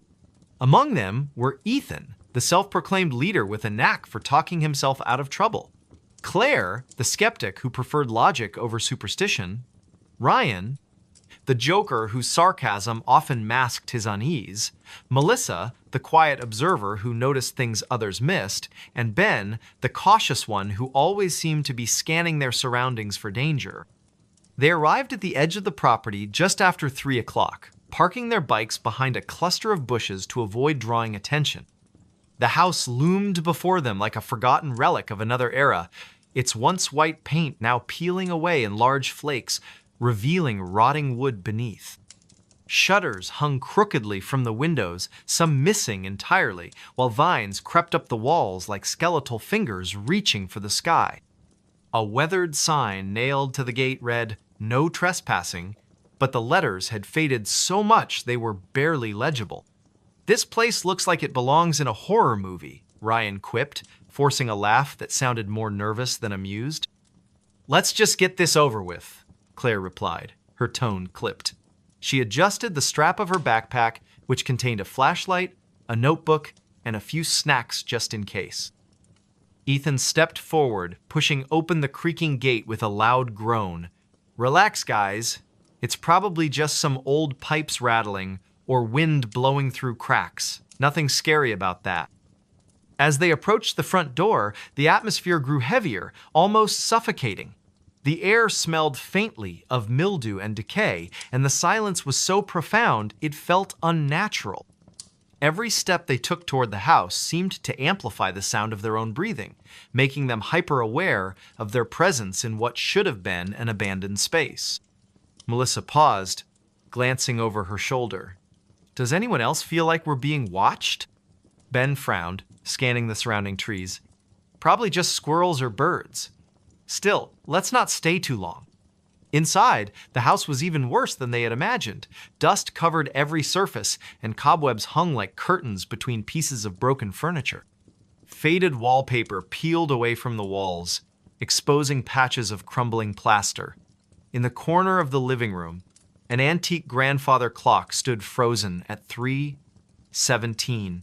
Its hands rusted into place. "This is creepy as hell," Ryan muttered, kicking a loose floorboard absent-mindedly. "Shh," Claire hissed, holding up a hand. "Do you hear that?" At first they thought it might be the wind, but then it came again, a low, rumbling chuckle that seemed to echo from nowhere and everywhere all at once. It wasn't a pleasant laugh either. It was hollow, almost mechanical, as though someone or something were mimicking human emotion without truly understanding it. "What the?" Ethan trailed off, his voice barely above a whisper. "It's coming from upstairs," Melissa said softly, pointing toward the staircase. "No way am I going up there," Ben declared firmly. "We didn't come all this way just to chicken out now," Ethan shot back, though his bravado wavered slightly. Against their better judgment, they climbed the stairs, each step groaning under their weight. The laughter grew louder as they ascended, reverberating through the narrow hallway until it felt like it was inside their heads. At the end of the corridor, a single door stood ajar, light spilling through the crack. "That's impossible," Claire whispered, her brow furrowing. "There are no lights on in this house." Ignoring her warning, Ethan pushed the door open. Inside was a small bedroom, its walls lined with faded floral wallpaper. An old rocking chair sat in the center of the room, swaying gently despite the absence of any breeze. On the dresser, a dusty mirror reflected their pale, frightened faces. And then, without warning, the laughter erupted, a deafening cacophony that made their ears ring and their hearts race. They spun around, searching for the source, but the room was empty. Okay, we need to leave. Now," Ben insisted, backing toward the door. But before they could retreat, the door slammed shut with a resounding thud. The laughter continued, growing louder and more distorted until it sounded less like a person and more like static on an old radio. "What's happening?" Melissa cried, clutching Ethan's arm. "I don't know," he shouted back, his voice tinged with panic. Suddenly, the mirror began to ripple, its surface rippling like water disturbed by a stone. From within, a shadowy figure emerged, its form indistinct but undeniably humanoid. Its mouth stretched impossibly wide, revealing rows of jagged teeth, and its eyes glowed with an unnatural light. "Run!" Claire screamed, grabbing Melissa's hand and pulling her toward the window. One by one, they scrambled out onto the roof, sliding down the sloping tiles and landing awkwardly in the overgrown yard below. Behind them, the house seemed to come alive, its windows pulsing with a sickly yellow light. The laughter followed them, echoing through the trees as they fled into the woods. Hours passed, or maybe it was only minutes. Time had lost all meaning. Eventually, they collapsed near a stream, gasping for breath and trying to make sense of what they had witnessed. "We can't go back," Ben said hoarsely, his face pale. "Not ever." But as dawn broke over the horizon, painting the sky in hues of orange and pink, they realized something was wrong. One by one, they began to vanish. First, it was Ryan, who wandered off in search of help. Then Melissa, lured away by the promise of finding shelter. Next came Claire, driven mad by the constant whispers she swore only she could hear. Finally, Ethan succumbed to despair, convinced he would find answers back at the house. Only Ben remained, clinging to the hope that he could escape whatever malevolent force had ensnared his friends. But as he stumbled back into town, disheveled and wide-eyed, he found himself standing in front of the laughing house once more. The door creaked open, inviting him inside, and as he stepped across the threshold, he heard the laughter, deep and echoing, though no one was around. The forest fell silent again, save for the faint rustle of leaves and the distant hum of crickets. Somewhere in the heart of this sleepy community stood an old, decrepit house known only as the Laughing House. Locals avoided it at all costs, claiming strange noises emanated from within laughter, they said, deep and echoing, though no one lived there anymore. The campground that disappeared. It was late summer, the kind of season where the days stretched endlessly and the nights carried a cool breeze that hinted at autumn's approach. The small town of Pine Ridge, nestled deep within the sprawling forests of the Pacific Northwest, was known for its dense woods, winding rivers, and a history steeped in folklore. Among the locals, there were whispers of a place called Shadow Pines Campground, a remote site deep in the wilderness that had become infamous for strange occurrences. Most dismissed these tales as campfire stories meant to scare children, but not everyone believed they were just myths. Daniel Harper, a young journalist from Seattle, had always been drawn to the eerie and unexplained. He had heard about shadow pines during a trip to Pine Ridge a few years prior, but it wasn't until recently that he decided to investigate further. The stories fascinated him, accounts of hikers vanishing without a trace, strange lights flickering in the forest at night, and an overwhelming sense of dread that seemed to permeate the area. Determined to uncover the truth, Daniel packed his gear and set out on a journey into the heart of the woods. The drive to Pine Ridge was long and lonely, the road narrowing as he ventured deeper into the wilderness.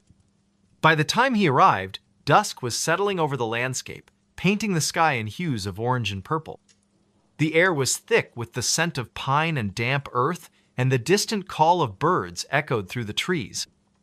As he checked into a small motel on the edge of town, Daniel couldn't help but notice the wary glances the locals gave him when he mentioned shadow pines. "You sure you want to go up there?" the motel owner asked, his voice low and hesitant. "Folks don't come back from that place." "I'll be fine," Daniel replied with a forced smile, though the man's words lingered in his mind. "Just looking to write a story." The next morning, armed with a map, flashlight, notebook, and camera, Daniel began his trek into the forest. The path leading to Shadow Pines was overgrown, the trail barely visible beneath layers of moss and fallen leaves. The farther he went, the quieter the world became. Even the rustling of animals seemed to fade, leaving only the sound of his own footsteps crunching against the ground. After hours of hiking, he finally reached the clearing where the campground was said to be located. What he found, or rather, didn't find, left him unsettled. There were no tents, no fire pits, no signs of human activity whatsoever, just an empty expanse surrounded by towering trees that loomed like silent sentinels. The air felt heavier here, almost suffocating, and a chill ran down his spine despite the warmth of the day. "This can't be right," Daniel muttered, consulting his map again. According to the markings, this was the exact spot where Shadow Pines should have been. Yet there was nothing but emptiness. As he stood there, trying to make sense of what he was seeing, he noticed something odd. Scattered around the clearing were remnants of what appeared to be old camping equipment-trusted lanterns, tattered tarps, even a child's doll half buried in the dirt. It was as if the campground had been abandoned suddenly, with no time to pack up or clean up. A sharp snap of a twig behind him made him whirl around, his heart pounding. "Hello?" he called out, his voice echoing unnaturally in the stillness. No one answered, but the sensation of being watched grew stronger with each passing second. Deciding to document everything, Daniel began taking photographs of the clearing and the scattered debris. As he snapped a picture of the doll, his camera emitted a strange buzzing noise before shutting off completely. Frowning, he fiddled with the device, but it refused to turn back on. "Great," he muttered under his breath, stuffing the useless camera into his bag. "Guess I'll have to rely on notes." He moved closer to inspect the doll more closely, crouching down to brush away some of the dirt covering its face. The porcelain features were cracked and weathered, but there was something unsettling about the way its glassy eyes seemed to follow him. A sudden gust of wind swept through the clearing, sending a shiver down his spine. That's when he heard a faint whisper, so soft it could have been the wind. "Leave." Daniel froze, his breath catching in his throat. "Who's there?" he demanded, his voice trembling slightly. The whisper came again, louder this time. "Go now." His instinct screamed at him to run, but curiosity rooted him to the spot. Slowly, he rose to his feet and scanned the surrounding trees, searching for any sign of movement. The forest remained eerily still, yet the feeling of being watched intensified. Determined to get to the bottom of this, Daniel pressed on, venturing deeper into the woods. He followed a narrow trail that seemed to lead away from the clearing, hoping it would take him somewhere area that might provide answers. The light was fading fast, casting long shadows that danced across the forest floor. After what felt like an eternity, he stumbled upon a dilapidated cabin hidden among the trees. Its wooden walls were rotting, and the roof sagged dangerously, but it offered shelter from the growing darkness. Reluctantly, he pushed open the creaky door and stepped inside. The interior was dimly lit by the last rays of sunlight filtering through the cracks in the walls. Dust covered every surface, and the air smelled of decay. In the center of the room stood a rickety table, atop which lay a collection of objects: a journal, a pocket watch, and a bundle of faded photographs. Curiosity getting the better of him, Daniel picked up the journal and began flipping through its pages. The entries were written in shaky handwriting, detailing the experiences of someone who had once stayed at Shadow Pines. The writer described hearing voices in the night, seeing shadowy figures moving between the trees, and feeling an unbearable sense of dread that never lifted. One passage caught his attention. "They say the forest is alive, watching, waiting. If you listen closely, you can hear it calling your name. Don't answer. Whatever you do, don't answer." A chill ran down Daniel's spine as he read those words. Before he could process them further, a loud thud outside made him jump. Dropping the journal, he grabbed his flashlight and cautiously approached the window. Peering out into the gloom, he saw nothing but swaying branches and shifting shadows. Or so he thought. As he stared harder, he realized one of the shadows wasn't moving with the wind. It stood perfectly still, darker and denser than the others. And then, slowly, it began to move toward the cabin. Panic surged through him, and he backed away from the window, his mind racing. Should he stay and try to defend himself, or flee into the unknown depths of the forest? The decision was made for him when the front door burst open with a deafening crash. Heart pounding, Daniel bolted out the back door, not daring to look behind him. Branches clawed at his arms and face as he ran, the forest seeming to close in around him. The whispers returned, louder now, overlapping in a cacophony of voices that urged him to stop, to turn around, to give in. "No!" he shouted, his voice raw with desperation. "I won't stop!" Somehow, miraculously, he found his way back to the trail leading out of the woods. By the time he emerged onto the main road, dawn was breaking, painting the sky in soft pastels. Exhausted and shaken, he collapsed onto the ground, gasping for breath. When he finally mustered the strength to stand, he turned back to look at the forest one last time. Through the mist, rising from the trees, he could see the outline of the clearing where Shadow Pines had supposedly been. But now, instead of emptiness, there was something elsey, cluster of tents, flickering campfires, and figures moving about as if nothing were amiss. Blinking in disbelief, Daniel rubbed his eyes, certain he was hallucinating. When he looked again, the scene was gone, replaced once more by the desolate expanse. Shaken to his core, Daniel returned to Pine Ridge and wrote his article about Shadow Pines, though few believed his account. Over time, the story faded from memory, becoming just another tale whispered around campfires. But Daniel never forgot. On quiet nights, he sometimes thought he could still hear the whispers, faint and distant, calling him back to the campground that disappeared. And deep in the forest, the shadows waited, patient and eternal. The wrong voice on the baby monitor. It was a humid summer evening in the small suburban town of Maple Grove, Illinois. The kind of night where the air felt thick and heavy, clinging to your skin no matter how many fans you turned on.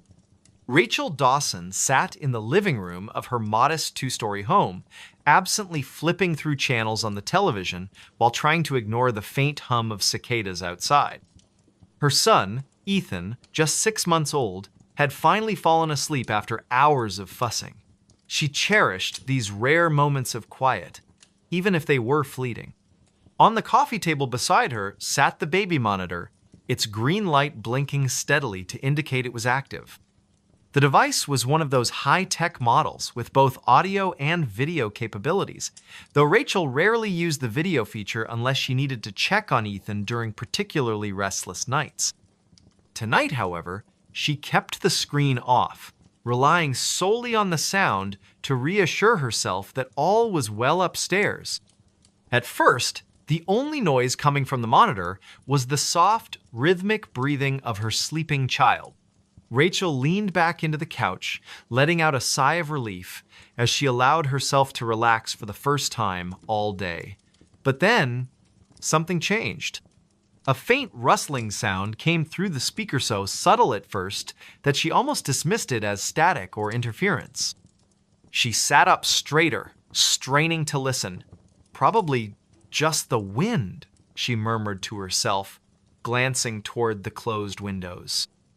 Yet deep down, she knew that wasn't it. The sound grew louder, more deliberate, like someone or something was moving around in Ethan's nursery.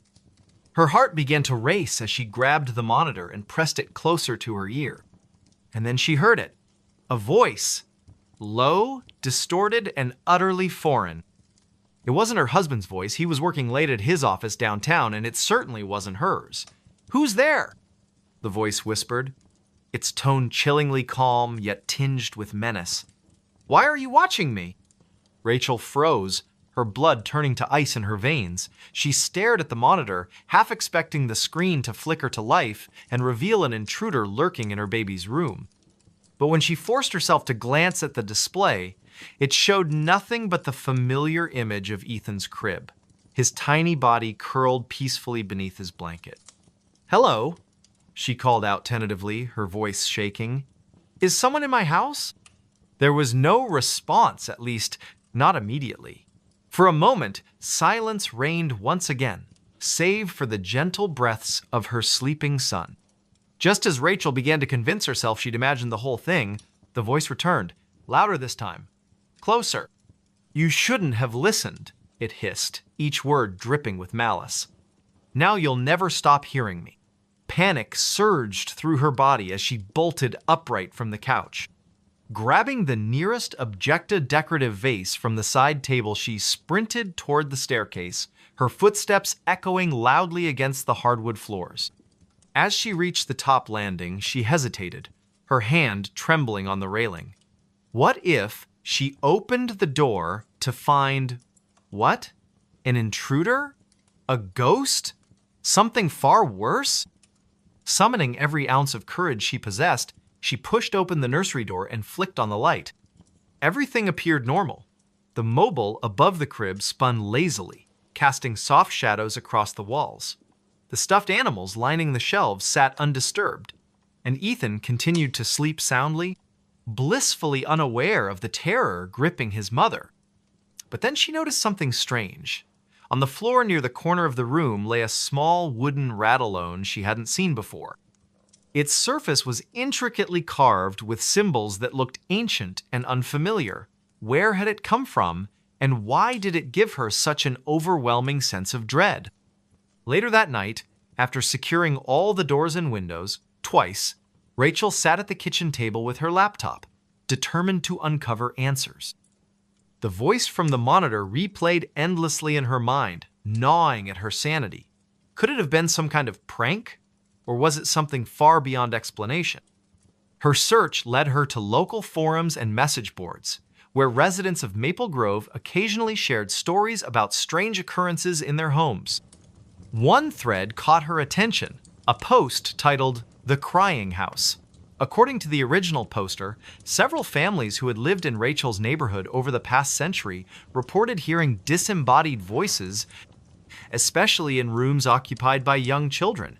Some claimed the voices belonged to former inhabitants who had died tragically within the walls of those houses.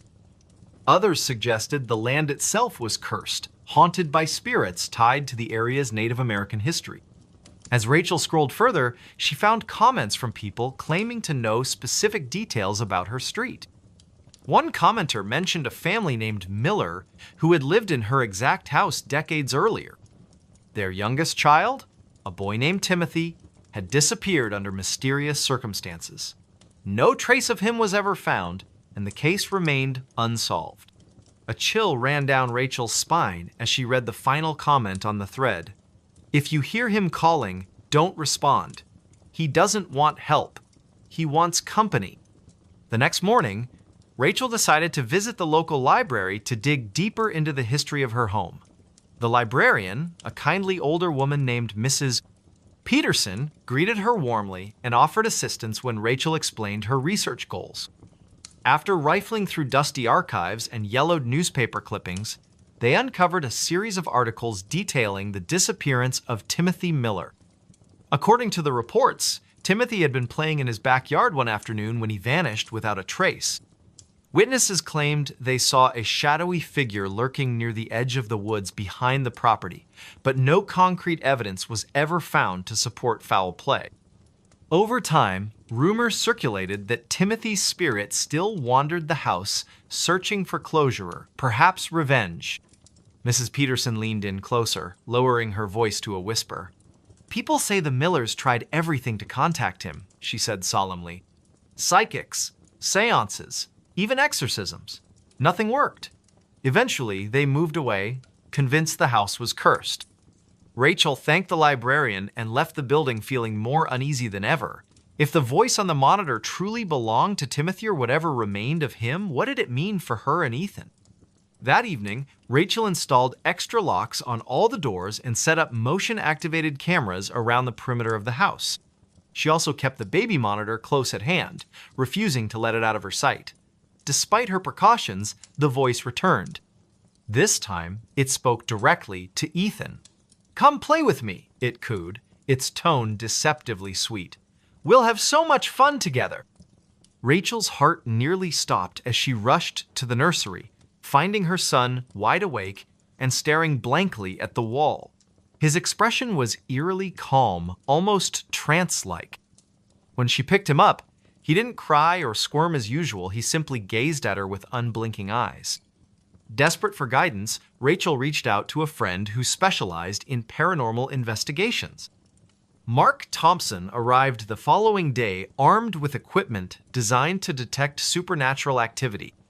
Together, they conducted a thorough sweep of the house, focusing particularly on the nursery. To their astonishment, the devices registered significant anomalies, cold spots, electromagnetic fluctuations, and faint whispers that seemed to emanate from nowhere. Mark warned Rachel that whatever presence lingered in her home was intelligent and potentially dangerous. "It knows you're onto it," he said gravely. "Be careful." Over the next few days, the disturbances escalated. Toys would move inexplicably across the floor. Lights flickered unpredictably, even when no one was home. And the voice on the monitor grew increasingly aggressive, taunting Rachel with cryptic messages meant to unsettle her. One night, unable to endure the torment any longer, Rachel decided to confront the entity head-on. Standing in the nursery with the baby monitor in hand, she addressed the empty space around her. "What do you want from us?" she demanded, her voice quivering despite her resolve. For a moment, there was silence. Then, the voice replied not through the monitor, but seemingly from everywhere at once. "He's mine now. You can't protect him forever." Tears streamed down Rachel's face as she clutched Ethan tightly to her chest. She realized then that staying in the house was no longer an option. Gathering their belongings, she fled with her son to stay with relatives in another state. Though the voice has since fallen silent, Rachel remains haunted by the memory of those nights. Every creak of the floorboards, every whisper of the wind reminds her of the wrong voice on the baby monitorand, the sinister force that sought to claim her child. He smiled from inside the closet, a tale of unrelenting fear. It was a damp, overcast afternoon in late November when Emily moved into her new apartment on the outskirts of Portland, Oregon. The building was old, its brick facade weathered by decades of rain and neglect, but the rent was affordable, and she needed a fresh start after leaving her previous job in Seattle. She had always been drawn to older places, their creaky floors and peeling wallpaper imbued with stories of lives long past. Yet, as she carried the last box through the front door, she couldn't shake the feeling that something about this particular apartment wasn't quite right. The unit itself was Modesta single bedroom, a small kitchenette, and a living room just large enough for her secondhand couch and coffee table. The walls were painted a faded cream color, and the hardwood floors groaned underfoot with every step. Despite the dim lighting filtering through the grimy windows, there was an undeniable charm to the spaceor, so she tried to convince herself. But it was the closet in the bedroom that caught her attention first.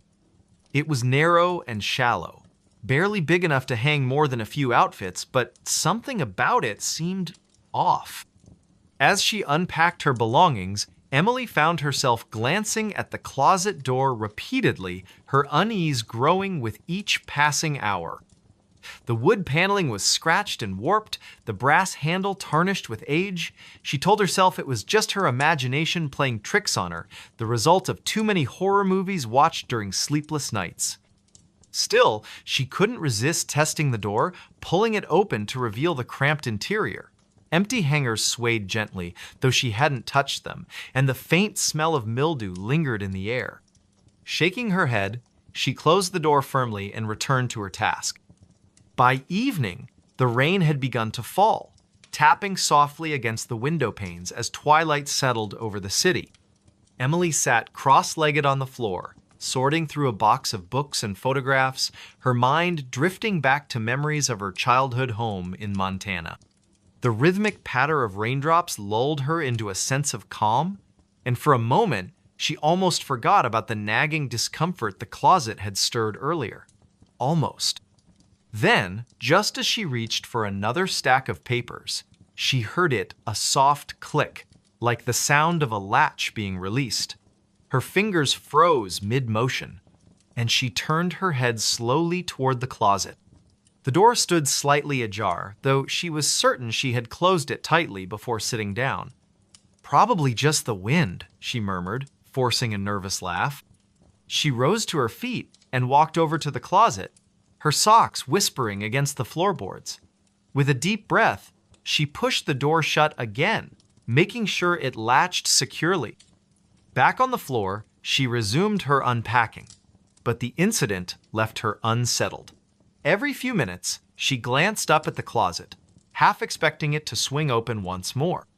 When nothing happened, she began to relax, chalking it up to the quirks of an aging building. By 9 o'clock, she decided to call it a night, stacking the remaining boxes in the corner and crawling into bed with a book to distract herself. The hours slipped by unnoticed until she finally turned off the lamp beside her bed. Darkness enveloped the room, broken only by the faint glow of the streetlights outside. As she lay there listening to the steady rhythm of the rain, she felt her eyelids grow heavy. Sleep came quickly, wrapping her in its comforting embrace. Or so she thought. Sometime later, she woke with a start, her heart pounding wildly in her chest. At first, she wasn't sure what had roused her there. There was no noise, no movement, just an oppressive silence that seemed to press down on her like a weight. Then, out of the corner of her eye, she saw it. A sliver of darkness where none should have been the closet door was open again. Emily sat bolt upright, her pulse racing. The room was pitch black, save for the pale light streaming through the window, casting eerie shadows across the walls. She stared at the closet, willing herself to believe it was just her imagination. After all, doors could open accidentally, couldn't they? Maybe the latch was faulty. Maybe. And then she saw it. A flicker of movement inside the closet, so subtle she almost missed it. Something shifted in the shadows, just beyond the reach of the light. Her breath hitched in her throat as she strained to see more clearly. Was someone in there? Had someone broken in while she slept? Summoning every ounce of courage, she reached for the lamp on her bedside table and switched it on. The sudden brightness illuminated the room, revealing the closet's empty interior. Nothing stirred within its confines, no sign of an intruder or anything out of place. Relief washed over her, followed immediately by confusion. If no one was there, why did she feel so uneasy? She climbed out of bed and approached the closet cautiously, her bare feet cold against the wooden floor. Reaching out, she pulled the door shut once more, ensuring it clicked firmly into place. As she turned to go back to bed, however, she heard a low, muffled chuckle emanating from behind her. It was soft, almost imperceptible, but unmistakably human. Her blood ran cold as she spun around, her eyes darting toward the closet. The door remained closed, but the laughter continued, echoing faintly in the stillness of the room. "Who's there?" she demanded, her voice trembling. There was no response, only the sound of her own ragged breathing. She backed away slowly, her gaze fixed on the closet, until she bumped into the edge of her bed. Without thinking, she grabbed her phone and dialed 911, her fingers shaking as she pressed the numbers. Before the operator could answer, the line went dead. She stared at the screen in disbelief. It was as if the phone had lost all power, despite being fully charged moments ago. Desperate, she grabbed a flashlight from the nightstand and aimed its beam directly at the closet. The light revealed nothing unusual, yet the laughter persisted, growing louder and more distinct. It wasn't mocking or cruel. Instead, it carried an unsettling warmth, as though someone found genuine amusement in her terror. And then, just as suddenly as it had started, it stopped. Silence fell once more, heavier than before. Emily sank onto the edge of her bed, clutching the flashlight like a lifeline. Her mind raced with possibilities, none of which offered any comfort. Was she losing her mind? Was this some kind of prank? Or was something truly haunting her new home? Unable to stay in the room any longer, she retreated to the living room, curling up on the couch with a blanket wrapped tightly around her shoulders. For the rest of the night, she kept the lights on, jumping at every creak and groan the building made. When morning finally arrived, she felt exhausted, both physically and emotionally drained. Determined to uncover the truth, Emily spent the following day investigating her apartment. She inspected the closet thoroughly, checking for hidden compartments or signs of tampering, but found nothing out of the ordinary. She even asked her neighbors if they had experienced anything strange, but they dismissed her concerns, attributing the noises to the building's age. Frustrated and increasingly anxious, she decided to research the history of the property online. What she discovered chilled her to the bone. Decades earlier, the building had been the site of a grisly murder-suicide. A man named Harold Grayson, described in news articles as reclusive and deeply disturbed, had killed his wife and young daughter before taking his own life in the very same apartment. According to reports, he had locked himself in the master bedroom and barricaded the door, refusing to let anyone enter. When authorities finally broke in, they found his body slumped against the closet, a knife clutched in his hand, and a disturbing smile frozen on his face. Emily's stomach churned as she read the details, her mind conjuring images she wished she could unsee. Could it be possible that Harold's spirit still lingered in the apartment, trapped between worlds? She didn't consider herself superstitious, but the coincidence was too striking to ignore. That evening, she resolved to confront whatever presence haunted her home. Armed with a camera and a digital recorder, she sat cross-legged on the floor of her bedroom, facing the closet. The atmosphere was tense, charged with an energy that made her skin prickle. She pressed record and began speaking aloud, her voice wavering slightly. "If you're here, If you can hear me, please show yourself. I don't mean any harm.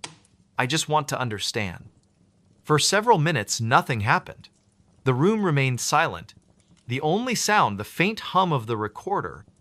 Just as she began to doubt her plan, the closet door creaked open slowly, inch by inch, until it stood wide. Emily's breath caught in her throat as she stared into the darkness, her grip tightening on the camera. From within the shadows, two pale eyes appeared, gleaming faintly in the dim light. They were accompanied by the unmistakable curve of a grin-wide, toothy, and utterly unnatural. "Harold?" she whispered, her voice barely audible. In response, the figure stepped forward, emerging fully into view. He was gaunt, his skin stretched taut over sunken cheeks, his hair matted and unkempt, his clothes were tattered, remnants of a bygone era, and his hands were stained with dried blood. But it was his smile that terrified her most, a grotesque caricature of joy, devoid of humanity. "You shouldn't have come here," he rasped, his voice a guttural blend of malice and sorrow. "This isn't your place." Emily scrambled backward, dropping the camera as she fumbled for her phone. Her fingers trembled as she dialed emergency services, but the call failed to connect. Harold advanced steadily, his grin widening with each step. "You can't leave," he said, his tone almost playful. "Not after seeing me." Panic surged through her veins as she bolted for the door, but it slammed shut before she could reach it. Trapped, she turned to face him, tears streaming down her face. "Please," she begged, her voice cracking. "I didn't know. I swear I didn't know." Harold tilted his head, studying her with an expression of detached curiosity. "Too late?" he murmured, raising a bloody hand toward her. "Now you'll stay with us." The world dissolved into chaos. Emily screamed, clawing at the door in a futile attempt to escape, but her efforts were in vain. The last thing she saw before darkness claimed her was Harold's smile bright, unyielding, and utterly triumphant. Weeks later, the apartment sat empty, its windows boarded up and its halls silent. Neighbors whispered about the tragedy, speculating about the young woman who had vanished without a trace. Some claimed to hear faint laughter coming from the unit late at night, while others reported seeing a shadowy figure standing in the window. No one dared to investigate further. And deep within the walls of the old building, Harold Grayson smiled contentedly, knowing he would never be alone again. They moved out. Something stayed. It was late spring in the small town of Black Hollow, a quiet community nestled in the rolling hills of Ohio. The air carried the scent of blooming wildflowers, and the sun hung low in the sky, casting golden rays over the rows of modest houses that lined the streets. Among these homes stood 42 Maplewood Lane, a weathered Victorian house with peeling white paint and crooked shutters. For decades, it had been the residence of the Thompson family parents, 2 children, and their aging dog Bud. Now, it sat empty, its windows dark and its porch sagging under the weight of neglect. The Thompsons had moved out abruptly, leaving behind whispers among the neighbors. No one knew exactly why they left, only that they had packed up overnight and vanished without a word. Some said it was because of financial troubles. Others claimed the house was haunted. Whatever the reason, the property remained unoccupied for months, its presence growing more ominous with each passing day. Then came Emma Dawson, a young woman in her late 20s who had inherited the house from a distant relative she barely remembered. A freelance photographer by trade, Emma was drawn to the idea of solitude, a chance to escape the chaos of city life and focus on her work. She arrived at the house one cloudy afternoon, her car loaded with boxes and camera equipment. As she stepped out of the vehicle, she couldn't shake the feeling that something about the place felt off. The air seemed heavier here, the silence almost oppressive. Still, she reminded herself that old houses often had quirks, and this one would be no different. "It's just an old house," she muttered under her breath, though her voice lacked conviction. "Nothing to worry about." Unlocking the front door, Emma stepped inside, her footsteps echoing on the creaky wooden floors. The interior was dim, the sunlight filtering weakly through dusty curtains. Cobwebs clung to the corners of the ceiling, and a thin layer of grime coated every surface. Boxes were stacked haphazardly in the living room, remnants of the previous owner's hasty departure. Emma set down her bag and began unpacking, determined to make the space livable. As she worked, she noticed strange details about the house scratches on the walls that looked too deliberate to be accidental, faint scorch marks on the carpet, and a peculiar odor that lingered despite her efforts to air out the rooms. By nightfall, she had made some progress, but exhaustion crept in quickly. Deciding to call it a night, she lit a few candles and settled onto the couch with a cup of tea. Outside, the wind howled through the trees, rattling the loose shutters and sending shadows dancing across the walls. That's when she heard the first sound that would haunt her nights to come. A soft thud came from upstairs, followed by the unmistakable creak of floorboards. Emma froze, her teacup halfway to her lips. "Hello?" she called out, her voice trembling slightly. No response. She told herself it was probably just the house settling, but the unease gnawing at her stomach wouldn't subside. Setting aside her tea, she grabbed a flashlight and cautiously climbed the staircase. Each step groaned beneath her weight, amplifying the tension coiling in her chest. At the top, she found herself facing a long hallway lined with closed doors. One of them stood slightly ajar, a sliver of moonlight spilling through the gap. Her heart pounded as she approached, pushing the door open with a trembling hand. Inside was an empty bedroom, its walls bare except for a single faded photograph hanging askew. The image depicted a family smiling stiffly at the camera, mother, father, and 2 children. Something about their expressions unsettled her, as if they were hiding a secret too terrible to share. Before she could examine it further, a cold breeze swept through the room, extinguishing the candle she had brought with her. Darkness enveloped her, broken only by the weak beam of her flashlight. Panic rising, she turned to leave, but stopped short when she saw the shadowy figure standing in the doorway. It wasn't human.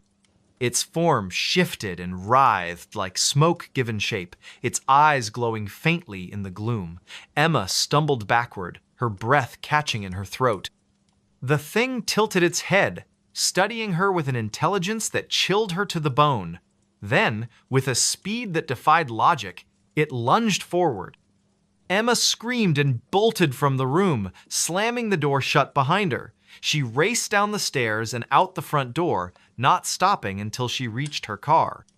Trembling, she fumbled with the keys and sped away, leaving the house and whatever lurked within behind. For days, she avoided returning, staying with a friend in town while she tried to process what had happened. But curiosity eventually got the better of her.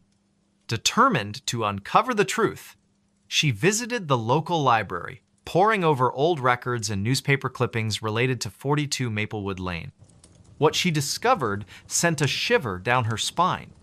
Decades earlier, the house had belonged to a reclusive man named Arthur Grayson, who was rumored to dabble in occult practices. Neighbors reported hearing strange noises coming from his home, and several children claimed to have seen monsters lurking in the woods behind the property. When Grayson disappeared without explanation, the house changed hands multiple times, each new owner leaving under mysterious circumstances. Armed with this knowledge, Emma decided to confront the entity haunting her home. She enlisted the help of a local historian named Mr. Peterson, who specialized in folklore and paranormal phenomena.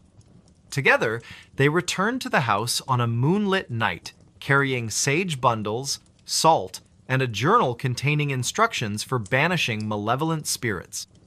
The ritual was tense and exhausting, requiring them to chant incantations and burn herbs throughout the house. At first, nothing seemed to happen. But as they reached the final steps, the atmosphere shifted dramatically.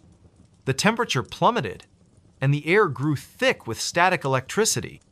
Shadows swirled around them, taking on grotesque shapes before dissolving into nothingness. Suddenly, a deafening roar filled the house, shaking the very foundation. The lights flickered violently, then went out completely. In the darkness, Emma felt a presence looming over her, its malice palpable. She clutched the journal tightly, reciting the final words of the incantation with all the strength she could muster. And then, silence. When the power returned moments later, the oppressive energy that had plagued the house was gone. Exhausted but relieved, Emma and Mr. Peterson exchanged wary glances. "I think we did it," he said softly, though his tone suggested he wasn't entirely convinced. Over the following weeks, Emma stayed in the house, testing her newfound sense of security. Though the oppressive feeling had lifted, she couldn't shake the lingering suspicion that something or someone remained. One evening, as she sorted through the remaining boxes left by the Thompsons, she found a journal tucked away in a dusty corner. Its pages were filled with frantic scribbles detailing the family's experiences in the house. They described hearing voices in the walls, seeing shadowy figures in the hallways, and feeling an overwhelming sense of dread that never eased. In the final entry, written in shaky handwriting, the author confessed, "We're leaving tonight. We can't stay any longer. It watches us. It waits. We thought moving out would end it, but I fear it will follow us wherever we go." The realization hit Emma like a punch to the gut. The Thompsons hadn't escaped, they had simply passed the burden on to her. From that moment on, Emma lived in constant vigilance, aware that the house might still harbor secrets she hadn't uncovered. Occasionally, she would hear faint whispers drifting through the halls or catch glimpses of movement out of the corner of her eye. But she refused to abandon the home she had fought so hard to reclaim. "They moved out," she whispered to herself one night, staring into the flickering flame of a candle. But something stayed. And deep within the walls of 42 Maplewood Lane, the shadows stirred once more. The note under the floorboards. Late one October evening, in a small town nestled deep within the Appalachian Mountains of West Virginia, a man named Daniel Harper found himself alone in his late grandmother's creaky old house.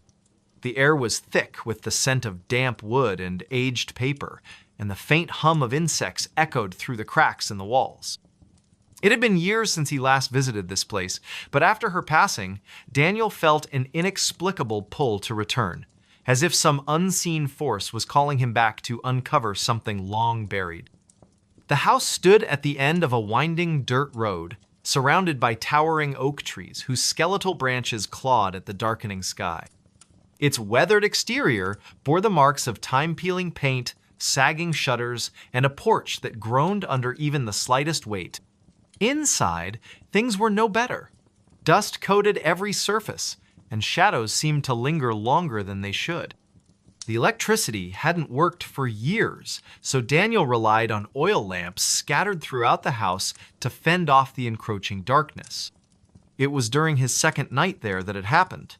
Daniel had decided to clean out the attic, a task he'd been avoiding since arriving. As he shuffled through boxes filled with yellowed photographs and forgotten trinkets, he noticed a loose floorboard near the far corner of the room. At first, he thought nothing of it, just another sign of the house's decay, but curiosity got the better of him. Kneeling down, he pried the warped plank up with a crowbar he'd brought along. Beneath the board lay a single sheet of paper, folded neatly into quarters. His heart thudded in his chest as he picked it up, the texture rough against his fingertips. Unfolding it revealed handwriting scrawled in faded ink, the letters shaky yet deliberate. The note read, "If you've found this, then I am already gone. They are here watching from the woods. Do not trust them. Burn the house before it spreads further." A chill ran down Daniel's spine as he stared at the cryptic message. Who wrote this? And what did they mean by they? He tried to shake off the unease settling over him, telling himself it was probably just some prank left behind by a mischievous relative decades ago.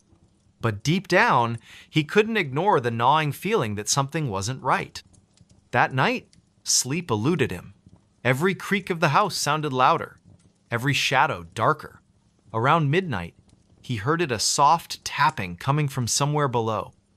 At first, he convinced himself it was just the wind rattling the windows or branches brushing against the siding.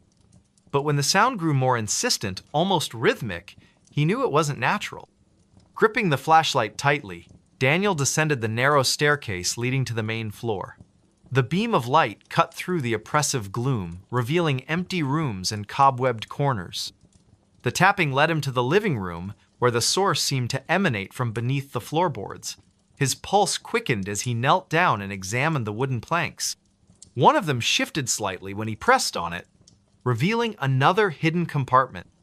Inside, he found another note, identical in appearance to the first. This one read, "You shouldn't have come back. Leave while you still can. Once they know you're here, there will be no escape." Panic bubbled up inside him, but he forced himself to stay calm. "This is ridiculous," he muttered aloud, trying to reassure himself. "Just someone messing with me." Yet, as he stood there in the dim light, he couldn't shake the sensation of being watched. Slowly, he turned toward the window and froze. Through the glass, barely visible in the moonlight, stood a figure cloaked in shadow. It didn't move, didn't make a sound, but its presence was undeniable. Daniel blinked, certain his eyes were playing tricks on him, but when he looked again, it was still there. Instinctively, he took a step back, knocking over a nearby lamp. The crash startled him, and by the time he regained his composure and peered outside once more, the figure was gone. The next morning, Daniel told himself it was all in his head. Sleep deprivation, combined with the eerie atmosphere of the house, must have conjured those hallucinations. Still, he couldn't bring himself to dismiss the notes entirely. Determined to get to the bottom of things, he began digging through his grandmother's belongings for answers. In a dusty trunk stored in the basement, he discovered a journal belonging to her. Flipping through its brittle pages, he learned about strange occurrences she documented over the years' disappearances in the surrounding woods, livestock mutilations, and whispers of a cult operating in secret. She mentioned seeing figures lurking outside the property line at night, always retreating into the forest whenever approached. One entry stood out above the rest. "They offered me a deal to leave the house untouched in exchange for silence. I refused. Now I fear they'll come for me next. If anything happens to me, destroy this place. Don't let them use it." Daniel's hands trembled as he closed the journal. Whatever his grandmother had encountered, it was real and dangerous. He resolved to burn the house down as instructed, but first, he needed proof. He couldn't risk looking like a lunatic to the authorities if he reported these events without evidence. That evening, armed with a camera and a renewed sense of purpose, Daniel ventured into the woods surrounding the property. The forest was eerily silent, save for the occasional rustle of leaves overhead. Every step felt heavier than the last, as though the ground itself resisted his intrusion. After walking for what felt like hours, he stumbled upon a clearing bathed in pale moonlight. At its center stood a circle of stones, arranged in a crude formation. Scattered around were remnants of candles, their wax hardened with age. In the middle lay a pile of bones, some human-sized, others smaller.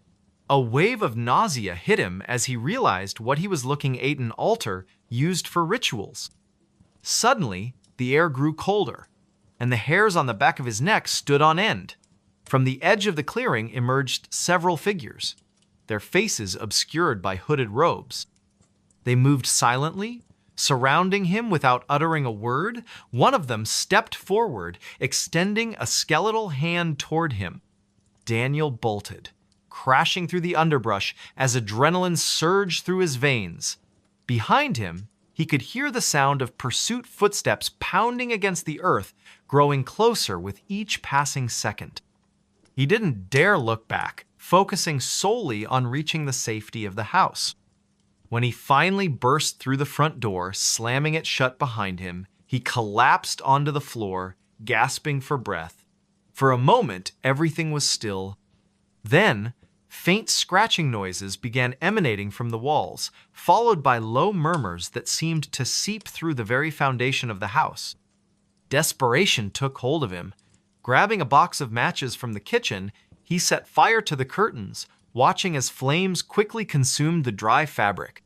Smoke filled the air, choking him as he stumbled outside. Behind him, the structure roared with life, its timbers crackling and collapsing inward.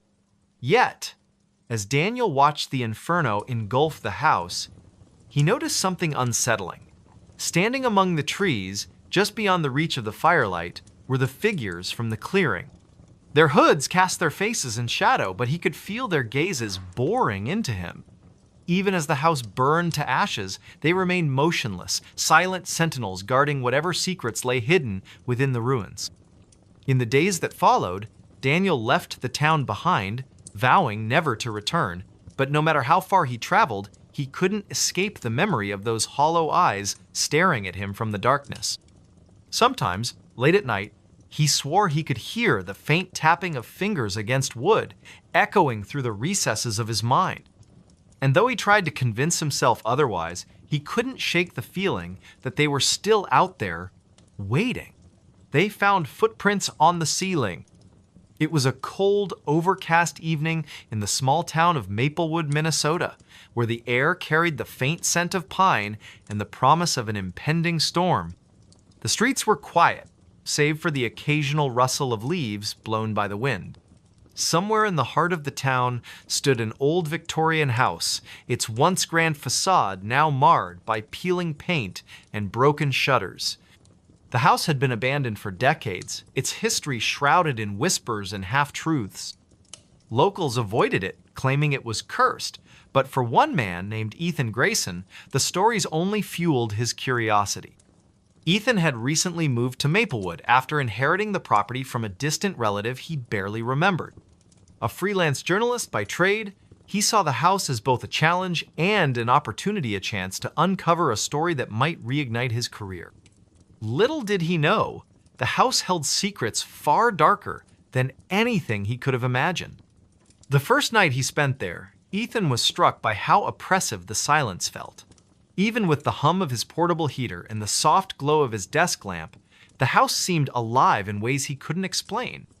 The wooden floors groaned under their own weight, and the walls creaked as if shifting ever so slightly.